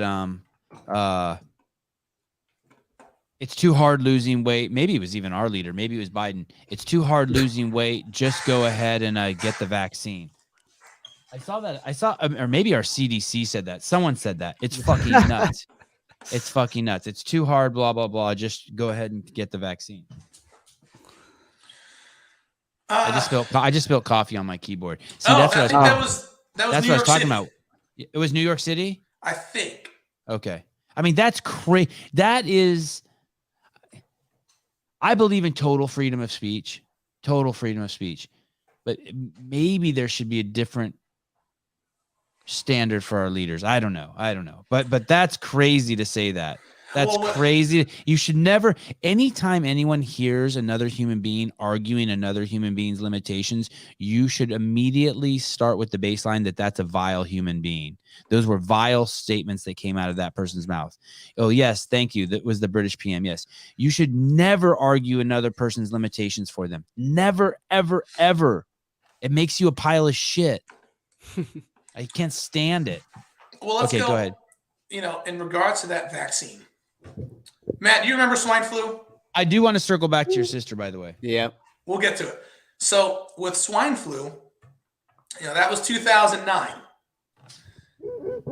And swine flu was the pandemic prior to this one. So that's an 11-year gap. So at the very least, regardless of what you think about, our pandemic response, your plan for not an if we're going to have another pandemic, but we're going to have another pandemic. Right. And your plan should reasonably be, okay, we just saw two pandemics 11 years apart. You should at least have as a plan, we'll have a pandemic in 2031, maybe later, maybe sooner. We're already 2 years of COVID. So what are you going to do in 9 years when the next one happens? Are you going to follow that same response? If you're 40 right now and you're not secure about your health, you're going to be worse off in 9 years when you're almost 50. So what are you going to do when you're 50 and the next one happens? You're going to do all these things and more. The next one could be more dangerous. This was your wake-up call. Right. This one wasn't even dangerous at all. Imagine if there were people dead on the streets. I still don't know anyone who's died. Sorry, go on. So that should be, that should have been, as far as the weight loss goes, if they would change that message to, hey, what's going to get us out of this one is these things, but long-term, you need to get healthy. Yep. You're not going to get healthy fast enough. that this won't impact you, but another one's coming. Not maybe, another one is coming. You should plan for that one to come 11 years because we had swine flu, this one. At least have a plan in place for 2031 or around that range. What are you going to do then? Right now, we've allowed it to be like, oh, your overall health status makes no difference. And so we're 2 years in.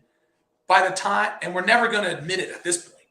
Hey, it's worse. It's worse than that. There's people in the mainstream media who make fun of people who say that fitness and diet are the answer. Like, there's those of us who know that if you eat healthy and take care of yourself, there's no possible way this will kill you. And yet there's people in the media who make fun of us saying that that's fucking like a conspiracy theory or lunacy when it's 100% true. It's 100% true, but they take like the craziest people of a group to represent them. So they'll take some lunatic like Liver King and be like, oh, look at what this, fitness, this is what fitness people are like. Look what they think. Well, it was like, Marjorie. No, it was Marjorie Taylor Greene. It was the lady who got accused of saying that Jews are shooting lasers out of their eyes to start forest fires. She was the one. She owned a CrossFit gym, I think. I think she even maybe was partners with Travis Mayer. I apologize, Travis, if that's incorrect. I apologize if it is correct. She was basically, they were making fun of her for exercising on her social media. It's like, are you fucking kidding me? That's exactly what we need from our leaders. Mm-hmm. Yeah, I remember that. They made fun of a lot of people for working out. I mean, how sad was it that when Trump got COVID, he didn't say, hey, I'm a fat fucking pile of shit, I'm concerned. That would have been awesome. I mean, Trump's son knows. Yep. Junior knows. He's smart as fuck. He gets it. But it was a waste on Trump's part that he didn't fucking lose 50 pounds in front of us all. I would have loved him if he'd done that. You watch any of Tyson Fury's press conferences? Yeah. I think the absolute best part is he gets up there and he's like, look how fat I am. Look at what a fat, disgusting slob I am. I love how he always has his shirt off. He had one with Klitschko where he's like, look at what a fat bastard I am. And you lost to this guy.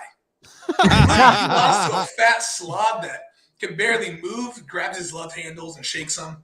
Yeah. So at the time, I was hoping that Trump would get on there and be like, look at this. I survived this thing. Look at this. You know that fucking dude wears a girdle. You know Trump wears a girdle. I bet you he's even bigger. Like, you just pull that string and that shit would just pop out. He'd be like a fucking Humpty Dumpty. So I was expecting that. I was expecting more antagonism of just like, oh, I told you guys. That's the one kind of part that was missing from Trump. He needed to be a little more he doesn't have any self-deprecation in him, right? It's ego just all bravado and ego. Like, you gotta have a good balance. Yeah. It would. Did you ever tell your sister? Does your sister know that she died? Like, I know this is. Does your sister know that she died of obesity? Like, did she know it was killing her? Not really, because it happened pretty quick. It did. There's, like I said, a lot of people, I think. So she probably thought, hey, I'll make it to 40, but she didn't. Right. So there's a lot of people have a runway. Yeah. We had Jake Hagel on the other day, and he was like, fuck, I'm just going to eat myself to die and die at 40. Like, that's what he was thinking. And then something happened to him. He's like, fuck that. I'm losing weight. Well, like I said, I think with the health issue, a lot of people think there's going to be a runway. Yeah. So for instance, with COVID, that was your, you're thinking like, oh, you're going to go to the doctor and you're going to have time to make these changes. But then COVID happened and everyone got caught. There's a saying that you don't know who's swimming naked until the tide pulls back. And everybody got caught swimming naked. I'm like, oh shit. Like, I haven't been going to the gym. I haven't been eating well. I haven't been sleeping well. I haven't been doing all these things I know I should be doing. And you're insecure about it. You're unsure. I felt healthy a month ago, but now that we're gonna have a test of health, now that we're gonna figure out, how that's gonna play out, then it's like, ooh, like I wasn't expecting this. I was expecting. I like that. A test of health. We're going to do a test. We're going to spread a minor virus around and see who survives.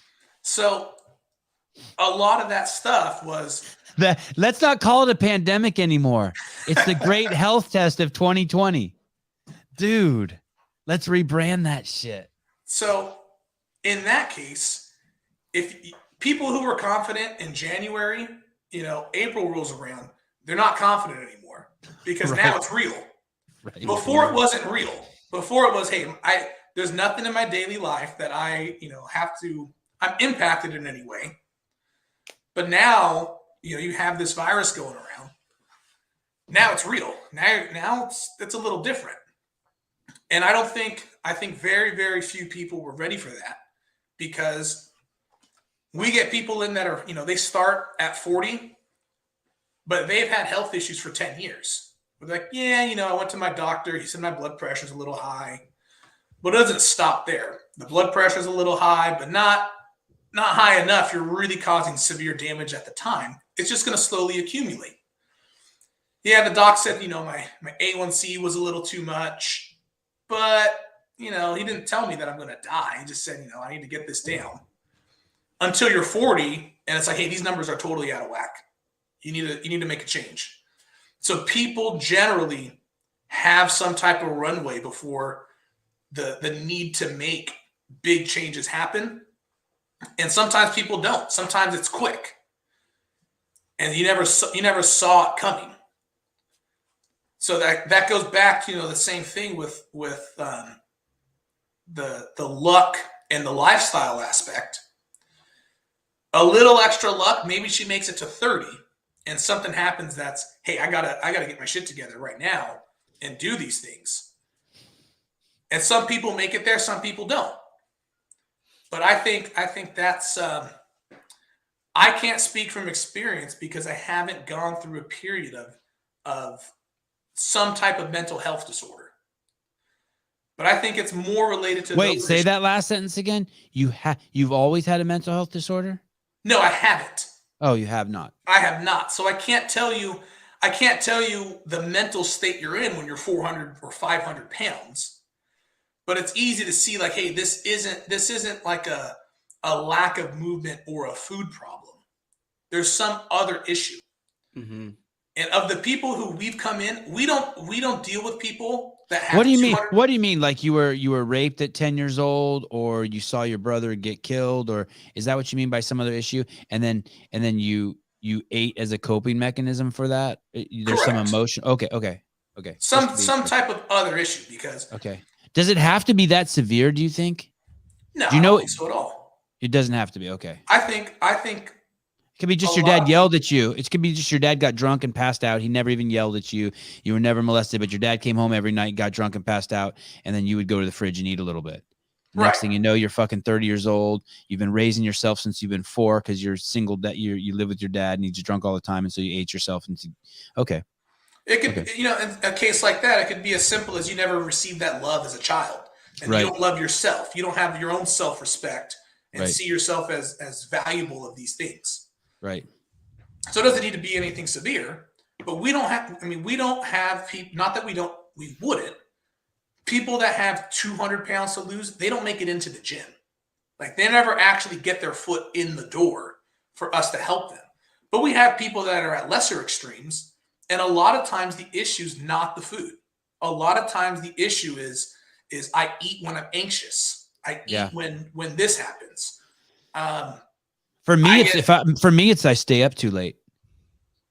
For me, if I just went to bed on time, I probably would eat 500 less calories a day. Like I start to get tired. It's 9 o'clock at night. I haven't done enough research on Graciano Rubio coming out. I stay up from 9 to 11 and I eat a fucking pound of cashews. Oops. Yeah, but you don't have a weight problem. But you know what I mean. I'm no fucking Matt Souza. You know what I mean?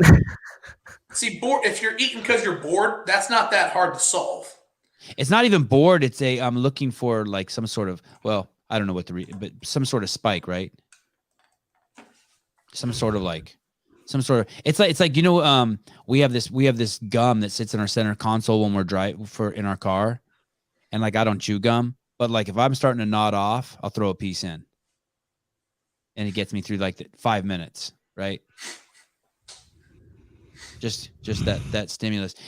Did your sister's death rock anyone did it rock anyone in your family to the point where they made a massive lifestyle change? I can't imagine your parents, man. Are both your parents still alive? Your mom and your dad? Yeah. Yeah, man, that's gotta fuck with you. Do they ever recover from that? Do your parents ever recover from that? How long ago was that? That was 14 years ago. Yeah. Do your parents ever recover or no? They're fine. They are. I mean, there's a certain aspect of you kind of have to define recover. You know what I mean? I don't think like they can have fun with their life. Like, do you see your parents laugh? Like, yeah, okay. It's not just fucking a black cloud and it's heavy at all times. No, it's not like that at all. Okay. My mom has always been extremely positive. So it's very, I mean, it was hard at first, but she's doing quite well later on. My dad, it's hard to describe my dad because he grew up poor. So his dad was murdered when he was a kid. That's part of why he came to the United States. Well, he was murdered in Mexico? Yeah. So to him, his life was a little harder and rougher. A little. So it's not that he's a little more callous to certain things. So it's not something that you don't really get over it, but it's something that you can deal with. So for him, it's kind of you grow up in that environment. You're more used to people dying. You're more used to hardship. So I would say he moved on a little. I don't say move on, but he recovered a little quicker. My mom did well, and I think this is an important point. Like when people deal with death, people always bring up this idea of writing your own story. And so when you look at someone's death and how they live their life, you have the ability to shape what that death meant. So I actually have a friend of mine. We went to middle school together. She just died of a brain injury. Wow. A week ago. Vaccine. Oh shit. And when things like that happen, your actions afterwards can determine, what that death meant. Mm-hmm. So when you look at someone dying, that's a huge reason why I'm here in the gym helping other people with their fitness, because I know that the value that it brings. I know that this person losing weight, getting fitter, changes their life so dramatically. And it's not something that's usually quantified. You can't say like, oh, this is how much this is worth, because I put health at number one. If you don't have health, you don't have anything. So being open here and helping people with that is how, that's one of the reasons of why I do it. So same thing with my other friend. She was the absolute kindest person I've ever met in my life. But by far, there's not a single person that I could say has that kind of energy. So to me, like when these things happen, you need to take that and then use your actions afterwards for that death to have caused good. And it's very difficult for people to say that someone dying is good, but we're all going to die. Mm-hmm. A lot of us are going to die, and we hope that how we lived our lives makes a difference on the next generation. We hope that our kids have it easier. We hope that our kids strive for more. And so I take that belief of people living their life to 80, hoping that they get all the years that they can get out of it and all the difference they make, and use how that person lived to make a difference in yourself. How would they want you to live? How would they want you to act? How are you different now because of what they did? So part of the recovery process is those actions you take afterwards. You know, you can sit around and drink and be miserable, or you can learn from it. You know, there's not there. It's hard to look at any positive or good aspect of it, but there's a good aspect to everything. Yep. You know, almost everything has good and almost everything has bad. So to reduce that bad, you need to find the good. You need to find, how do I take this and do something about it? Yeah, and a lot of that's out of your control, but what is in your control to, you know, further talk about your point there is the way you respond to what happened, right? Like you still have a choice on how you want to respond to these external events that are far without of your control. Will, if you're watching at 157.34, Graciano says, if you don't have health, you don't have anything. That's something my mom, you know, that's another thing, the golden rule. And your parents tell you when you're a kid, your health's the most important thing. And it's funny because I just ignored my mom. And the three things, I just ignored my mom on all that shit. It's funny how she's right, you know. It's weird. I got to think of a different way to say it to my friends. Graciano also said something very fascinating to me about how you can take someone's death and use that story to make change. Like, look at this guy.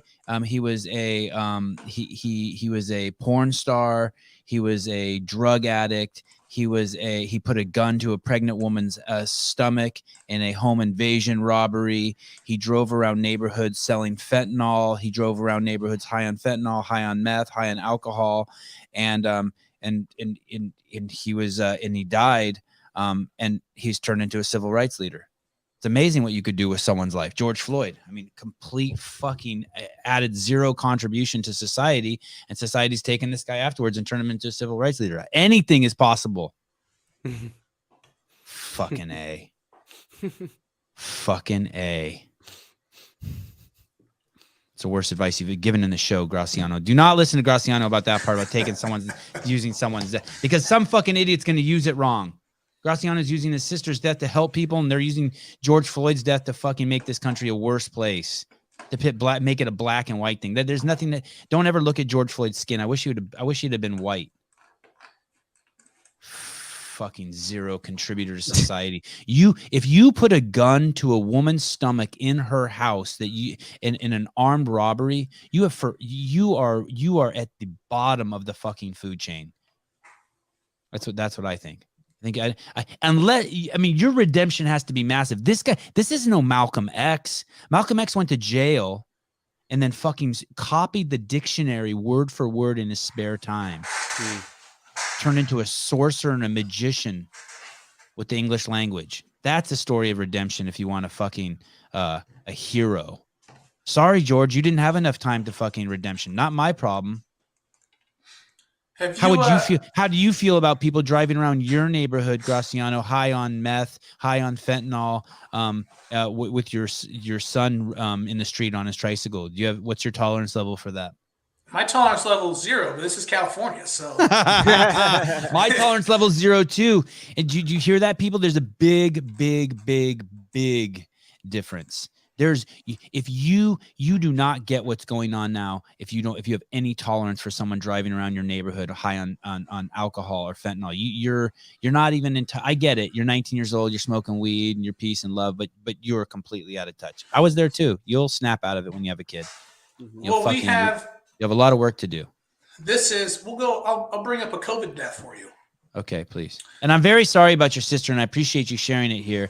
Obesity is no fucking joke. There is one thing guaranteed if you are obese. I will tell you this. You will die prematurely. Go ahead. Sorry, COVID death. So this was April of 2020. And California had the bright idea that they were going to release... Sorry. Sevon, how hilarious would it be if you were next after Joe? By next, you mean being the greatest podcaster you'll ever live? That would be awesome. I would love to have Joe's problems right now. Please, Lord Jesus. $100 million deals. $100 million deals. Peter Pan. Yes. Give me, cancel me away again. Every time you cancel me, I'll come back stronger. I'm like fucking Highlander. Okay. Sorry. I interrupt a lot. That's part of the show. So this was California had the bright idea that they were going to let people out of jail because of coronavirus. So they said, hey, these guys, we can't have too many people in jail, so we need to get rid of some of these people. And no one ever thought more than one step ahead. So they said, wait a second. This guy was a criminal in good times. Now we're going to release him out into the public with everything is shut down. How are they going to provide for themselves? They can't get a job. There's nothing for them to do. Everything is shut down. So they're not going to be able to get a house. They're not going to be able to do anything. But we get to pretend that we care so much and all these things. So we're going to ignore, the fact that why we put them in prison in the first place or any of those other issues. We're just going to release people. So they released the guy. 2 days later, this guy shows up at my in-laws' dairy. Oh, wow. Wow. Hold on, it gets better. Wait, tell me what's a dairy? What's a dairy? Cows. Like a farm where you milk? Cow farm. Yeah. Okay. Well, he tries to rob somebody, one of the employees. Cuts his throat. Guy runs off with the wallet. Oh, he cut one of your in-laws' employees' throats? Yeah. Oh. How's he going to get money to provide for himself? Right. A job? Leaves. That is his job. 2 days later. 2 days later. And he learned this. This guy was a career criminal. Started off as a normal guy. You look at his rap sheet, it starts off real small at like 18. Slowly creeps up, slowly gets worse. He was in jail for setting a cop car on fire. Well, 2 days after, this attempted murder, he's at another dairy, tries to rob someone. He murders this guy. Same thing. Ask him for his wallet, tells him to take his jacket off. As he's taking his jacket off and can't get it off, he cuts his throat. Defenseless guy. This one's even worse. This one's like directly on camera. Steals the wallet. The local PD kind of have an idea of what may have happened because they know this guy. They've dealt with him a bunch of times. Get a warrant, go to his apartment, recover everything. They recover the wallets. I think they end up recovering the weapon. So he's now gone for life. And this is a direct result of those policies. We shouldn't have, hey, we got to reduce the population in the jail. Here you go. What are they supposed to do? I don't know, but we get kudos for being so whatever. Well, he ends up trying to kill someone and then kill someone. There's dozens of these stories. The rape ones are the most painful. So how close to home is that for you? Crazy. And the other crazy part, no one cared. No, of course not.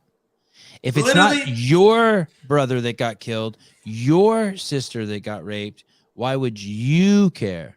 So all these people that go on and on and on about these issues, when this one popped up, zero. There's total crickets. Mm-hmm.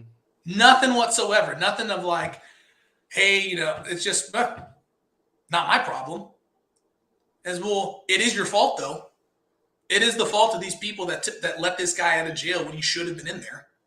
If you set a cop car on fire, how do you think this guy's going to behave? Letting him loose in the middle of a pandemic, and in California where you can't do anything. I want to throw. Go ahead, Graciano. And then I want to explain something. Well, no, so when it comes to all these drug issues and these other things that all three of us are dealing with in California. Yeah. There's this idea of compassion is just totally misguided. Like it's really a lot of this compassion comes into allowing people, not compassion in terms of helping people, but we're going to allow these people to suffer. And you're supposed to just, keep paying your taxes and watch these people suffer. And the money just goes to whoever's running whatever outreach program, but they don't do anything. Mm-hmm. I want to explain something, and this is going to upset my wife. She really hates it when I say this, even though she doesn't agree with me. So I'm going to try to say it in the kindest way possible. First of all, I want to say this thing. I believe, and I don't hate any of you guys for it, but I believe that if you are pro-injection, the opposite of pro-injection is not anti-vax. I want to be very clear. There's no such thing as anti-vax. That's word fuckery. If you're pro-injection, if you're pro-mask, if you participate in quarantine, if you participate in any of that, I do believe that you are part of the narrative that got this guy fucking killed. That's where we're at. The whole narrative. Well, Sevon, I didn't get the vaccine. I just wore the mask because it says so on the door. I believe you are participating. I believe you are complicit. Have I ever worn a mask? Yes. I've worn a mask into a grocery store now and again. I have failed. I have also been complicit. There's no reason to push back and deny. Same thing I've told you a million times. I know this. I suspect this iPhone's made with child labor. I'm complicit. Don't lie to yourself. Just stop being complicit. Stop participating in the fucking lying narrative. Now, I wanted the other thing. There's a scale here, right? It's a scale like this, and it's teeter-tottering like this. And here you have the virus and its danger. And over here you have the cure. So you want to load up the cure. Like what is going to be the cost of stopping this virus? Well, first of all, let's describe what the virus is. The virus is something that kills people in the United States who the vast majority of them, over 99%, are complicit in their demise. What do I mean by that? They live a lifestyle that is what made them susceptible to the virus. So they're responsible for that. On top of that, the average age is somewhere within a year of the average age of death already in this country. So what are you doing? What are you willing to do to save people who are 80 years old, who are now dying at 79 by this virus? 40% of them are in care facilities, and they have a 13-month life expectancy regardless of the virus. What are you willing to do to save them? You're willing to mask children to save these people who are going to die on average within the next year anyways, who are 30 years complicit in their demise? Are you out of control? But why did this guy have to die at the fucking dairy farm? Why did one man have to die to even save 800,000, 2 million, 3 million people who are 30 years complicit in their demise who didn't take precautions? It's fucking insane. Your cure to help people who are 30 years complicit in their demise, so some fucking poor guy who's fucking working his ass off on a fucking dairy farm, or some woman who was raped because you let some guy out of fucking jail. No, I wouldn't. I'd let all, and this is the part my wife doesn't like, I'd let all those people die. You all die to save, so that the kids don't have to wear masks. So one kid there's kids who've worn masks 3 years in a row at school. If 10 of those commit suicide over the next 10 years, the whole fucking pandemic was a joke, and fucking all the masks and quarantines and shots and everything, you were complicit if you partook, in my opinion. Well, I'm not into saving 80-year-old people at the cost of kids. I am not. I have no tolerance for it. I think you're equivalent to pedophiles. Now you're like the Chinese, horror stories of harvesting organs from young people. That's what you're doing. You're fucking gross. Sorry, go ahead, Graciano. And I'm not saying Graciano or Matt agrees with me, by the way. Don't drag them into this. I apologize for having such a fucking wacky fucking idea with you guys on, but it's nuts. It is nuts that kids have to suffer for this bullshit. Well, in the US, most people, they don't even comprehend they don't comprehend that resources are finite. They think that just everything is in abundance. Like there's no limit to stuff. You can have anything you want. There's no cap to it, because we've never had to deal with that. And so right when COVID happened, and we're very clear about, we have this amount of resources to deal with. And people are we knew who was at risk. We knew before we shut down. We absolutely knew that who's at risk and what we need to do to protect them. There's absolutely clear on that. Before California had that very first shutdown order that our governor jumped on and bragged about how we're the most progressive state and we're so wonderful because we're gonna crush people's businesses before anyone else does. But the resources are finite, and people are so attached to this idea of equity and that everyone has to be treated the same. Yeah, someone should have told your dad that, right? Yeah. By the way, his dad, Graciano, would never be with where he is right now if his dad fucking relied on equity. Not a fucking chance. With finite resources, every little bit that you put into protecting kids or young, healthy adults or anyone else who's not at risk means that there's less resources to protect the people who are at risk. So my argument the entire time hasn't been, oh, we should do nothing.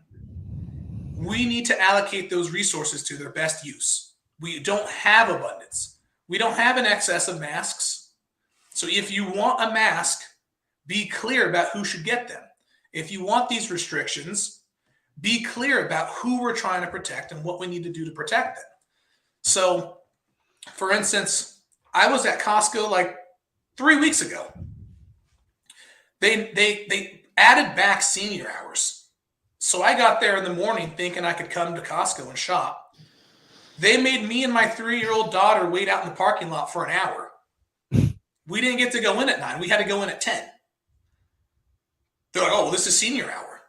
And so let me get this straight. The people who are most at risk, who are most likely to transmit it to each other if they get sick, you're going to pack all those people in here at one time? That makes sense to you guys? Like, the people most likely to transmit it, all of you guys, come at one time so that we can increase the transmission. Wait, explain that to me, because that does sound like a good idea to me. Explain to me why that's a bad idea. Because if they were in there with you, wouldn't that also be a bad idea? When should they go? Like, they should go whenever their normal time is.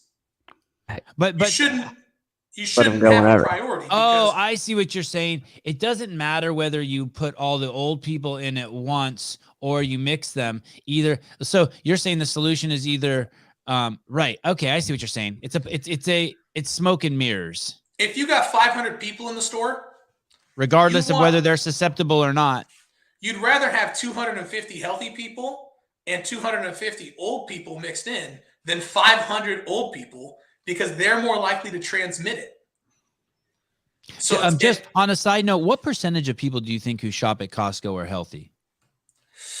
I haven't been in there in 5 years, and I'm assuming it's worse than it is now. But when I went to shop there last, I would say 5% were healthy, 95% were headed towards premature death fast. You have to, first you're going to have to define healthy. Being able to jog a 400-meter track. I would say, and then have a conversation. I'll be generous and say 10%. Okay. So people are getting healthier since the last time I was in there. That's nice. Okay. So, for instance, Costco, like, you're used to this like jumbo pack of everything and that's just how our society is. But if you put yourself in what are we trying to do? We're trying to protect these old people. You need to see that the restrictions on young people are reducing your ability to help them. You can't make these people healthy by making these people unhealthy. Yeah. And every little bit. Yeah. The mask that I wear means that old person doesn't get a mask. The vaccine that I get means that someone in some poor country with terrible healthcare system isn't going to get a vaccine. There's only so many doses. But once you say, hey, you're going to have to not get it so that someone who's more susceptible can have that dose, then it's like, well, no, hold on. Now you're talking crazy. You mean I'm going to actually have to sacrifice? No, that's not how it goes. So that idea of things being limited just doesn't even comprehend for most people. Like, what are you talking about? I turn the water on and it flows endlessly. There's no limit to this stuff. And that was a huge argument at the beginning of it. That all this stuff we've done for young people, all this time, all this hand sanitizer, all of that stuff, all that money, all that stuff could have been going to helping the people actually at risk. But instead, we said, hey, whether you're 18 and you're in great health, or whether you're 75 and you got a month to live, we have to treat these people the same. And all that my doesn't best make any friends, all my sense. best friends call me when I'm on the podcast. Isn't that weird? And that means they're not listening to my podcast. But they're my best friends. It really fucking pisses me off. Hey, how do you? I sort of see what you're saying, but like I'm so I see what you're saying, but I'm so like don't believe that any. I like the first thing you said when you started that basically young people should not have to pay the price, should be injured to help society. I agree with that. But what do you think? Let me ask you this. Let me jump to this. How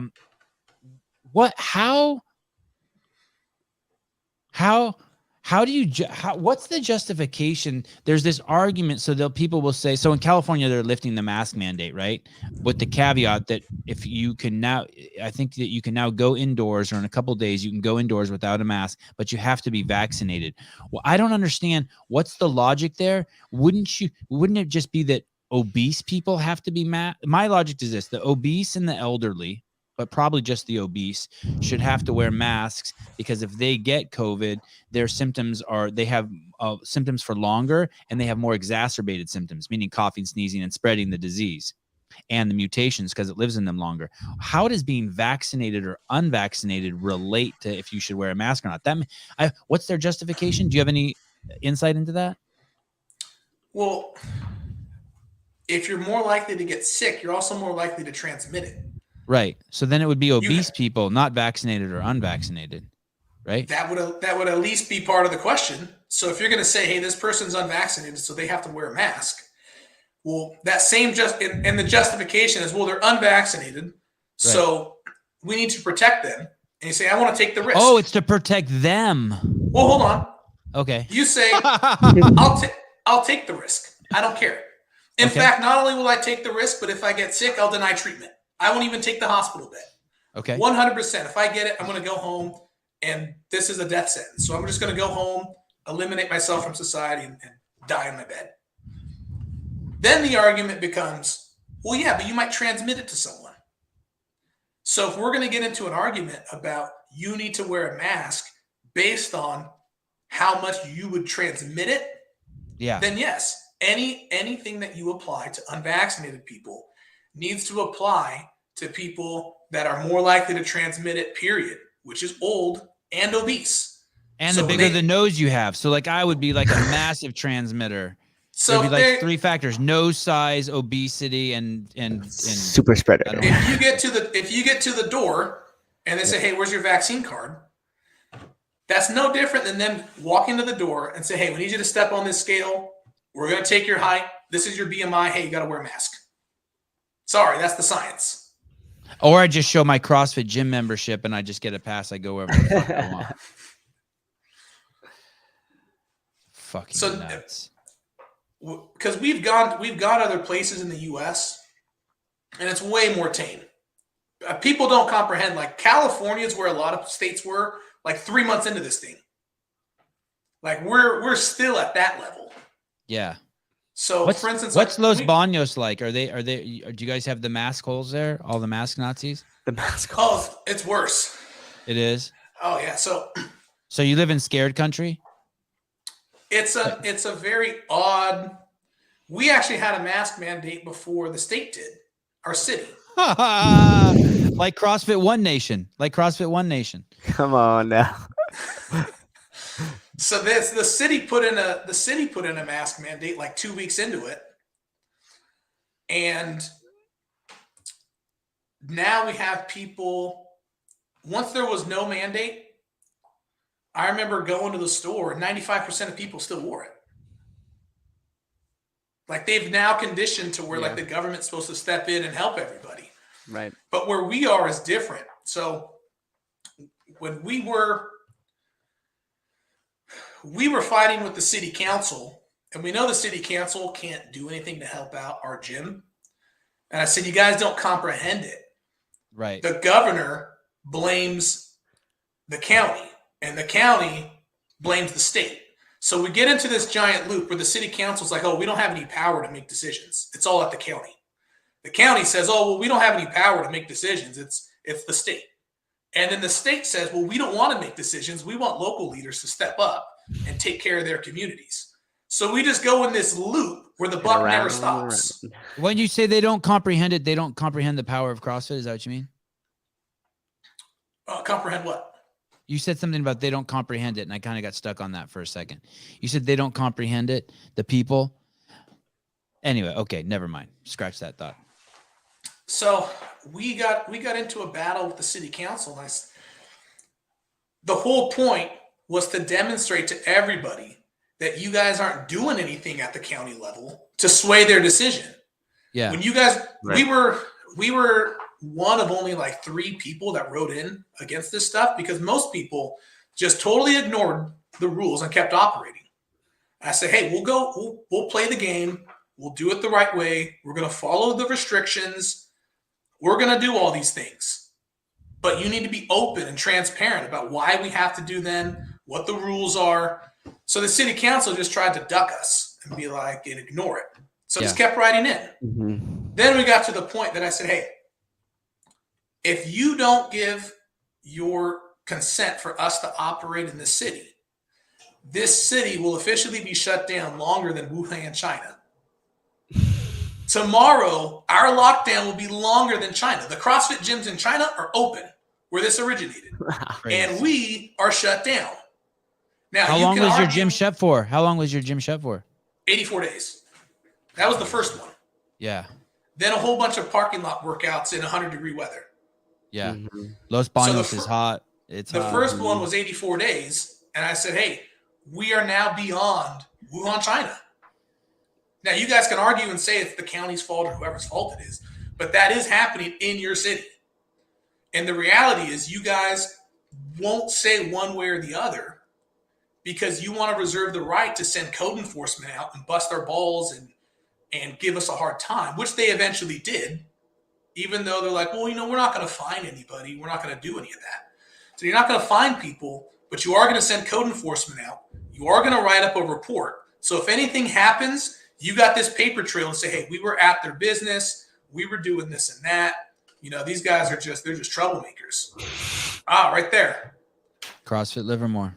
But then we go to the county, we write into the county and the county's like, we don't make the rules. And I said, well, if you guys have no power, then why are you collecting a state salary? You're not doing anything. You're just a PR person. Yes. Why don't you just post? Why don't we just eliminate the city council? Because you guys can't make decisions. Why don't we just completely eliminate the county public health department? Because supposedly you guys can't do anything. And the state just sends out the notice and tells people what to do. Because you guys can't do anything. Save us our tax money. Right. Then we go to the state, and the argument for the state is like, hey, the local people won't step up and do anything. So we're in this giant loop nonstop of no one takes accountability. No one explains why this is that. No one explains why we're doing this. And it's all this just, we're following the data, but you can't see the data.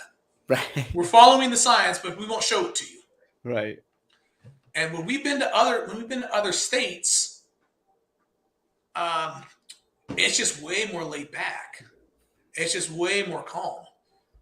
But here in particular, it's just like everywhere you go, that level of anxiety is so high. Mm-hmm. You feel it in the room of like people wearing their mask but still being uncomfortable.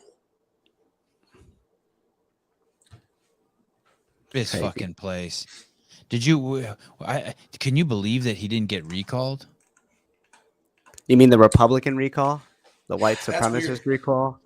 Yeah, and how about the fact that I just can't imagine. Like, I'm so confused. So he was saying Gavin Newsom was the weirder part. Mm-hmm. The weirder part is when you look at 2020 and you look at the ballot measures that we passed. Yeah. If you asked Trump to vote in California, he would have voted exactly the way that we passed every single ballot measure. You look at those ballot measures. Every progressive. Give me an example. Like, what do you mean? I don't remember them. Affirmative action. Oh. We shut down affirmative action because we talk about how we want all of these minorities to do well, but when it comes to your kids, college application being denied because they're white and you need to open up a spot for a minority. Whoa, hold on. That's crazy talk. That's another great example. Like, affirmative action is such a lie. Just say what it is, and let's just be honest about it. Just say what it is. Do you want to allocate 5% of all the fucking college admissions to black people because of their skin color? Let's just be honest. Okay, I do, but that's racist. Yeah, I'm okay with that bit of racism. I want to do that I think that's okay. Don't stop fucking calling it fucking affirmative action. Stop fucking lying and trickery. Stop calling things that they're fucking not. It's okay. It's okay just to tell the truth, but it's this, and that's the problem. That's why no one should be liberal anymore. It's all feigning kindness. It's all feigning compassion. It's all about tricking you. Same thing with homelessness. We don't have a homeless problem in California. We have a drug addict problem. Why is it important to draw the distinction? Because you deal with drug addicts differently than you deal with homeless people. We have a massive drug addict problem. Giving them housing isn't going to fix the problem.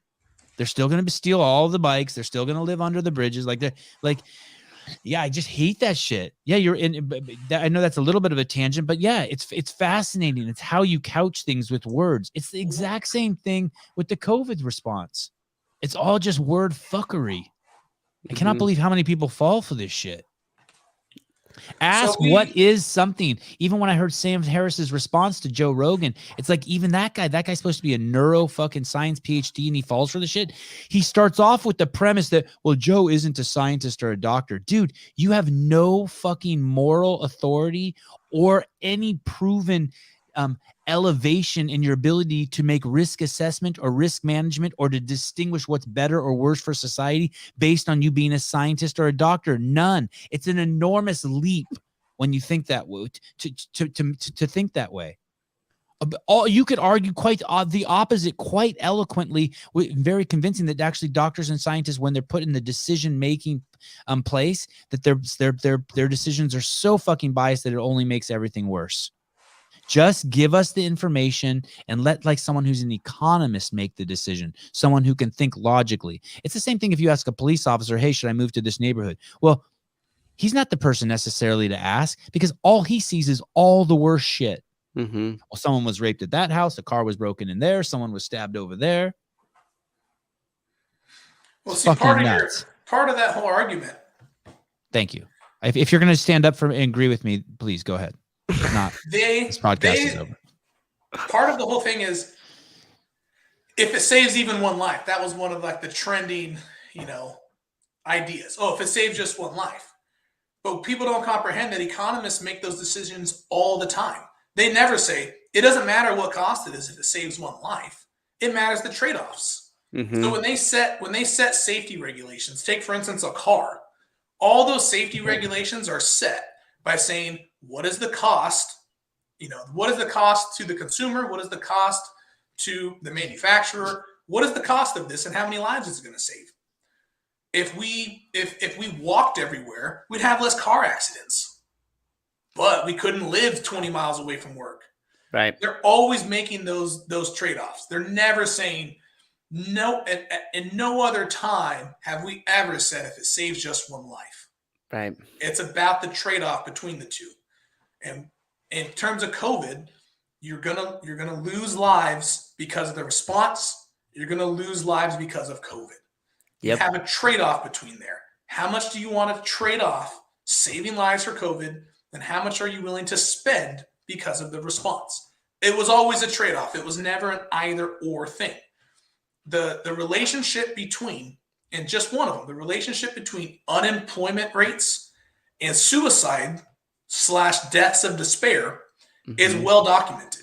Economists have that relationship extremely well figured out. So when you say, hey, we're going to shut down the whole economy, you already know that's costing lives. There's not even a question on that. That one's not even arguable. Hey. And it's actually quite commonly known amongst economists that it's the quickest way to start causing deaths in a society is to put it under economic distress. And you'll see a massive spike in deaths. Yes. So it was always like, you just do these things and we're going to save lives. No, you're trading those lives off. And it's not a life as a life. As harsh as that sounds, economists have always used different metrics. One of them is quality adjusted life years. You don't see a kid the same way that you see someone 80 years old when you're setting regulations. Amen. They're not considered the same thing. Just because that's not a normal part of conversation doesn't mean that those decisions aren't happening. They are happening. That's why in California, you have to have a rear-facing car seat for 2 years. And so anyone with young kids, you got to drive this monster vehicle because rear-facing car seats are the absolute worst thing in the world to deal with. Because they say, hey, that 1-year-old is too valuable. You're going to have to suck it up and deal with it because we want to reduce these deaths. But economists have always made those trade-offs. They're going to look at someone dying at 20 years and say, we lost 60 years of life. And they're going to look at someone dying 2 years before their life expectancy, and they're not going to call those the same thing. They're going to call them differently. They're going to say, we're losing 60 years of life on this. We're losing 2 years of life on this one. They've always made that distinction. That has always been the calculation. But somehow with this, we're treating 5-year-olds the same way that we treat 75-year-olds. Now, me personally, Crazy. Fucking nuts. Crazy. when I'm 75, I had my shot. Yes. I had my opportunities. I'm not going to say, hey, this kid needs to sacrifice the rest of their life so that I can squeeze another little bit out. I think so. And we're not saying that all 75-year-olds have to be corralled over here and jump off the cliff on the count of 3. The chances of dying at 75 from these things are still extremely low, especially if you take fucking severe actions right away. What do I mean by severe actions? Stop eating added sugar, stop eating refined carbohydrates, and make sure you get out and walk every day. Do not quarantine. Do not stay indoors. That is the absolute worst thing you can do. Do not put a mask on your face. The vaccine, do as you please. Well, now that we're almost at year 2, I think their estimate was that the average person who died of COVID had an average life expectancy of 3 years left. 3. In the United States? I believe so. Okay. I'm not 100% on the country. That sounds right. But there are still, I read a list of like a dozen countries the other day where the average age of death was actually of COVID was higher than the average age of death in the country, which is just like Switzerland, which is just fascinating to me that anyone with a brain could see that and think that there's anything to worry about. But go on. Yes, 3 years. Okay. Well, go ahead and ask all these people who are at risk and say, hey, is this how you want to spend 2 of your last 3 years? Because yes. in California. Yes. Great question. In California, we're going to be 3 years before this is new normal. We'll be 3 years until we're at a new, so-called new normal. Ask those people who were doing all this for to protect, do you want to live like this for your last 3 years? Or do you want to take the risk and maybe have one great year left? Maybe have 1 year that you can see your kids and do all the normal things that make life worth living. Yes. Versus, hey, living in total fear, hiding in your You got 3 years left. Now you got 2 years left because you're not doing all the things that keep you alive and healthy. Is that how you want to spend it? And I can almost guarantee you the answer is no. Because people that are old, they're all taking the mask off. They're all saying, what the hell are you guys doing? You guys are morons. That's not life. That sucks. I'll take the chance. 100% of all the people I know that are like beyond 65, they're like, I don't know how much I got left. I'm not going to waste it hanging out at home with nobody. I worked my whole life so that I could enjoy these years. I'll take my chance. When the vaccine comes up, I'll get it. I'm going to avoid doing stuff I really didn't want to do anyways. But they're continuing to do these things and looking at younger people saying, man, you guys are crazy. You guys are totally out of your mind. Yeah.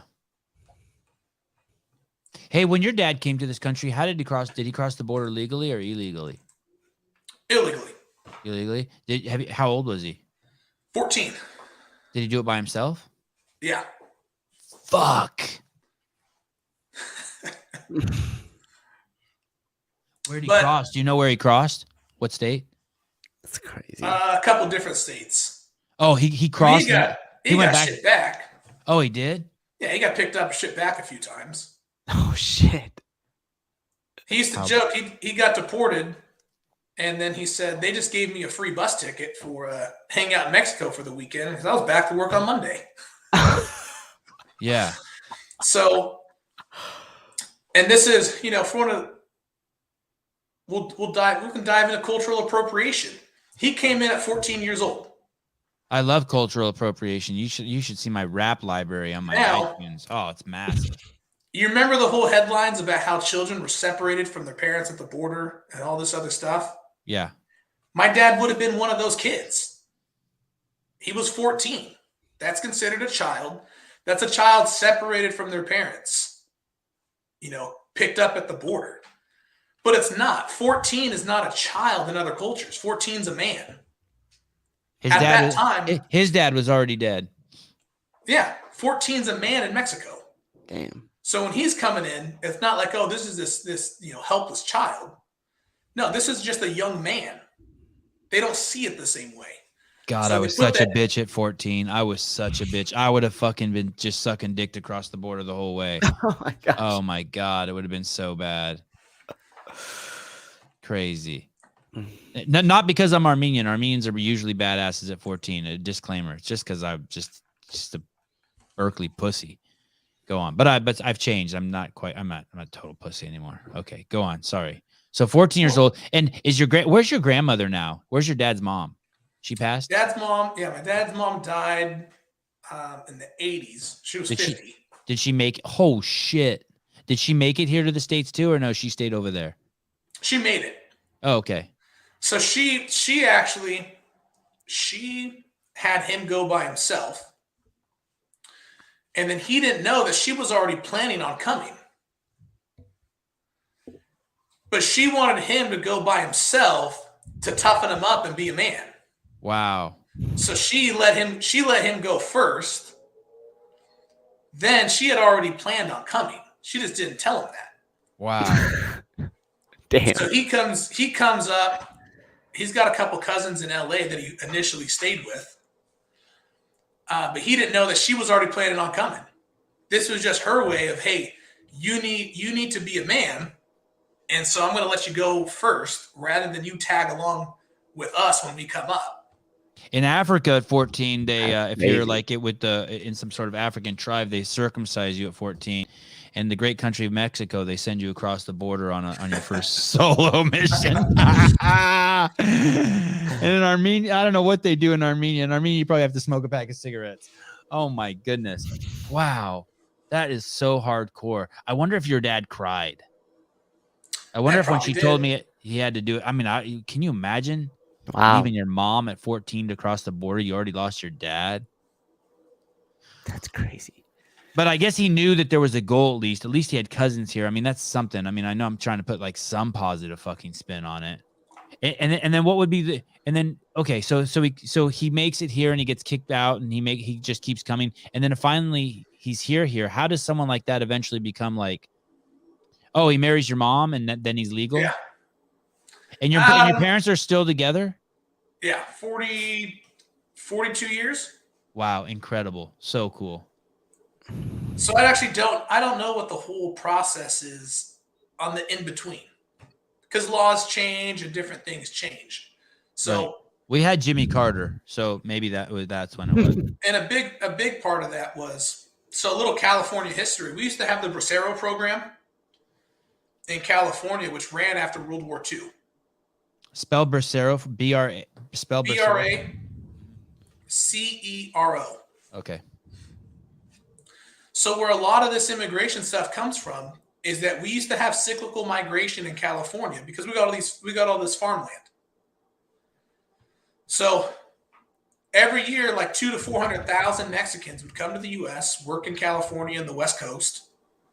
Then they'd go back once the harvest is over. So the immigration laws changed. I think it was 65 they changed. And in 65, the cap from any country was 20,000. So in California, one year you got 200,000 Mexicans coming over the border. They're totally legal. The next year, those same group of people come to California, but 180,000 of them are illegal and 20,000 are legal. Because it's people in Washington, D.C. setting these rules and not providing businesses the resources they need to function. Yeah. So in California, everyone's like, well, we don't care. We need someone to come harvest these strawberries. Right. So that's where all the illegal Mexican immigration starts. Because in California, they're not coming here for nothing. Right. Everyone comes here for work. So that ended. And so my dad came here in 70. Wasn't it crazy, by the way? I was just on that .gov site and they've changed Latin to Latinx. That's These nonsense. fucking wackadoodles. So These he comes here in fucking 70. wackadoodles. Yeah, go ahead. And in 70, you know, there wasn't the spin on immigration that there is now. There's like, hey man, we need someone to come in here and harvest this. So they pick people up and deport them and other stuff like that. But it's not like it is today, where there's all this other stuff attached to it. Most people don't even know where all this starts at. And if you leave California, or if you leave the West Coast, you go to the East Coast, like Latin means a lot of different things. Here on the West Coast, Latin is synonymous with Mexican. Mm-hmm. The vast majority of people on the West Coast are Mexican. So I want to take credit for that. I really do. I think I deserve credit for that, Rose. So like back then, that was a different time. And it's just, you come here, you want to work, here you go. Hey, is this a term? Is this a term? Black scent? Black scent? Is that okay to use that one? I don't want to get canceled. Black scent. Black scent. Oh man. I know it was what do you think? Man, 2 hours and 45 minutes. Holy fuck. Do you have to pee, Graciano? I'm getting there. I actually got an appointment in 15 minutes. Oh, you asshole. Okay, the final topic, 5 minutes. What was it like meeting Dave when he came to your gym? Why did he come to your gym? And why were you vocal on your Instagram about his departure? So 3 questions. Why did he come to your gym? What was it like meeting him? You guys, I suspect you're not a very talkative guy. And he's definitely not a talkative guy. I'm wondering, that encounter must have been kind of weird. Like you guys just grunted at each other, did a workout, and he left. Did a few bar muscle ups, and he left. It was a little brief because we didn't have a class. Okay. So he was going to go duck hunting and then drop into a class. But this is. Oh yeah, the Billionaires Duck Hunting Club. Did he tell you who he's going duck hunting with? Yeah, just fucking like the richest. Speaking of Mexican labor, some of the richest farmers in California. Anyway, another you come story. out here, the kind of wealth out here is unfathomable to some people. Yeah, G5 farmers. G5 farmers. They some of the stuff out here people don't even comprehend because they just see a bunch of country bumpkins, or this guy has jeans and these dirty boots on, but meanwhile, he's providing watermelons to fucking the entire planet. The nation, It's just fuck. So we actually didn't have a class because this is like around New Year's. During the holidays. So he just came in, he asked us about some stuff. He asked us about our level program. He asked us a bunch of stuff like that. And then that's the 50-to-1 program that I saw on your Instagram? No, for the gym, we have this, it was athletic level program. Now it's a wellness program. Oh, okay. Okay. Yeah, I've seen that too. Okay. That'll be another podcast. Okay. So we had that. He asked us questions and stuff about that. And then he left, and that was about it. He was only here for 10 minutes or so. But did you enjoy his company? Was he polite? Was he interrogating? What was he like? No, he was polite. He's just to the point. Yeah. And you know what? I don't know if he's he may not be a small talker, but he's very just to the point. Yeah. So with people like that, it's easy to talk with them for a long time because there's kind of an understanding of like, hey, we don't have to do this pleasantry thing. We don't have to do this whole like, how's your day and how's this and all this surface level. You can just get right to the point.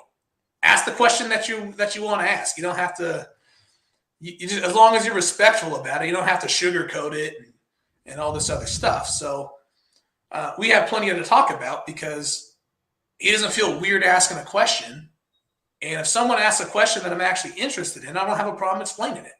Right. Mm-hmm. It's just not a big old fluff sandwich of like all this stuff that no one really cares about. But how's your day going? To make each other feel better.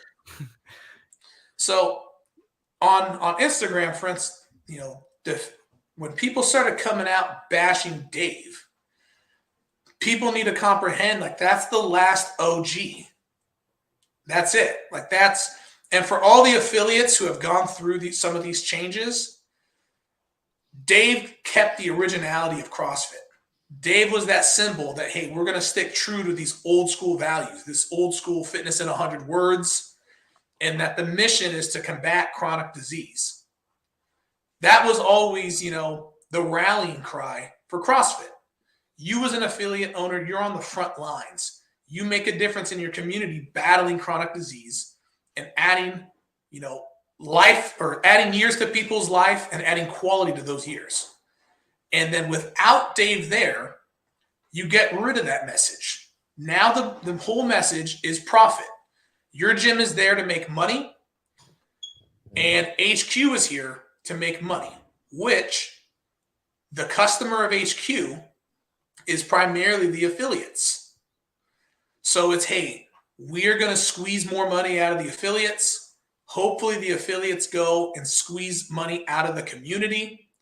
But we are sacrificing the long-term survivability of CrossFit by showing up every day, doing what's right, making a difference in the community for short-term profit. And that is where CrossFit would have never gone away under different leadership. Because if you're really doing what's right and you're really making a difference in the community and you can make enough money to support your family, that business is going to be around forever.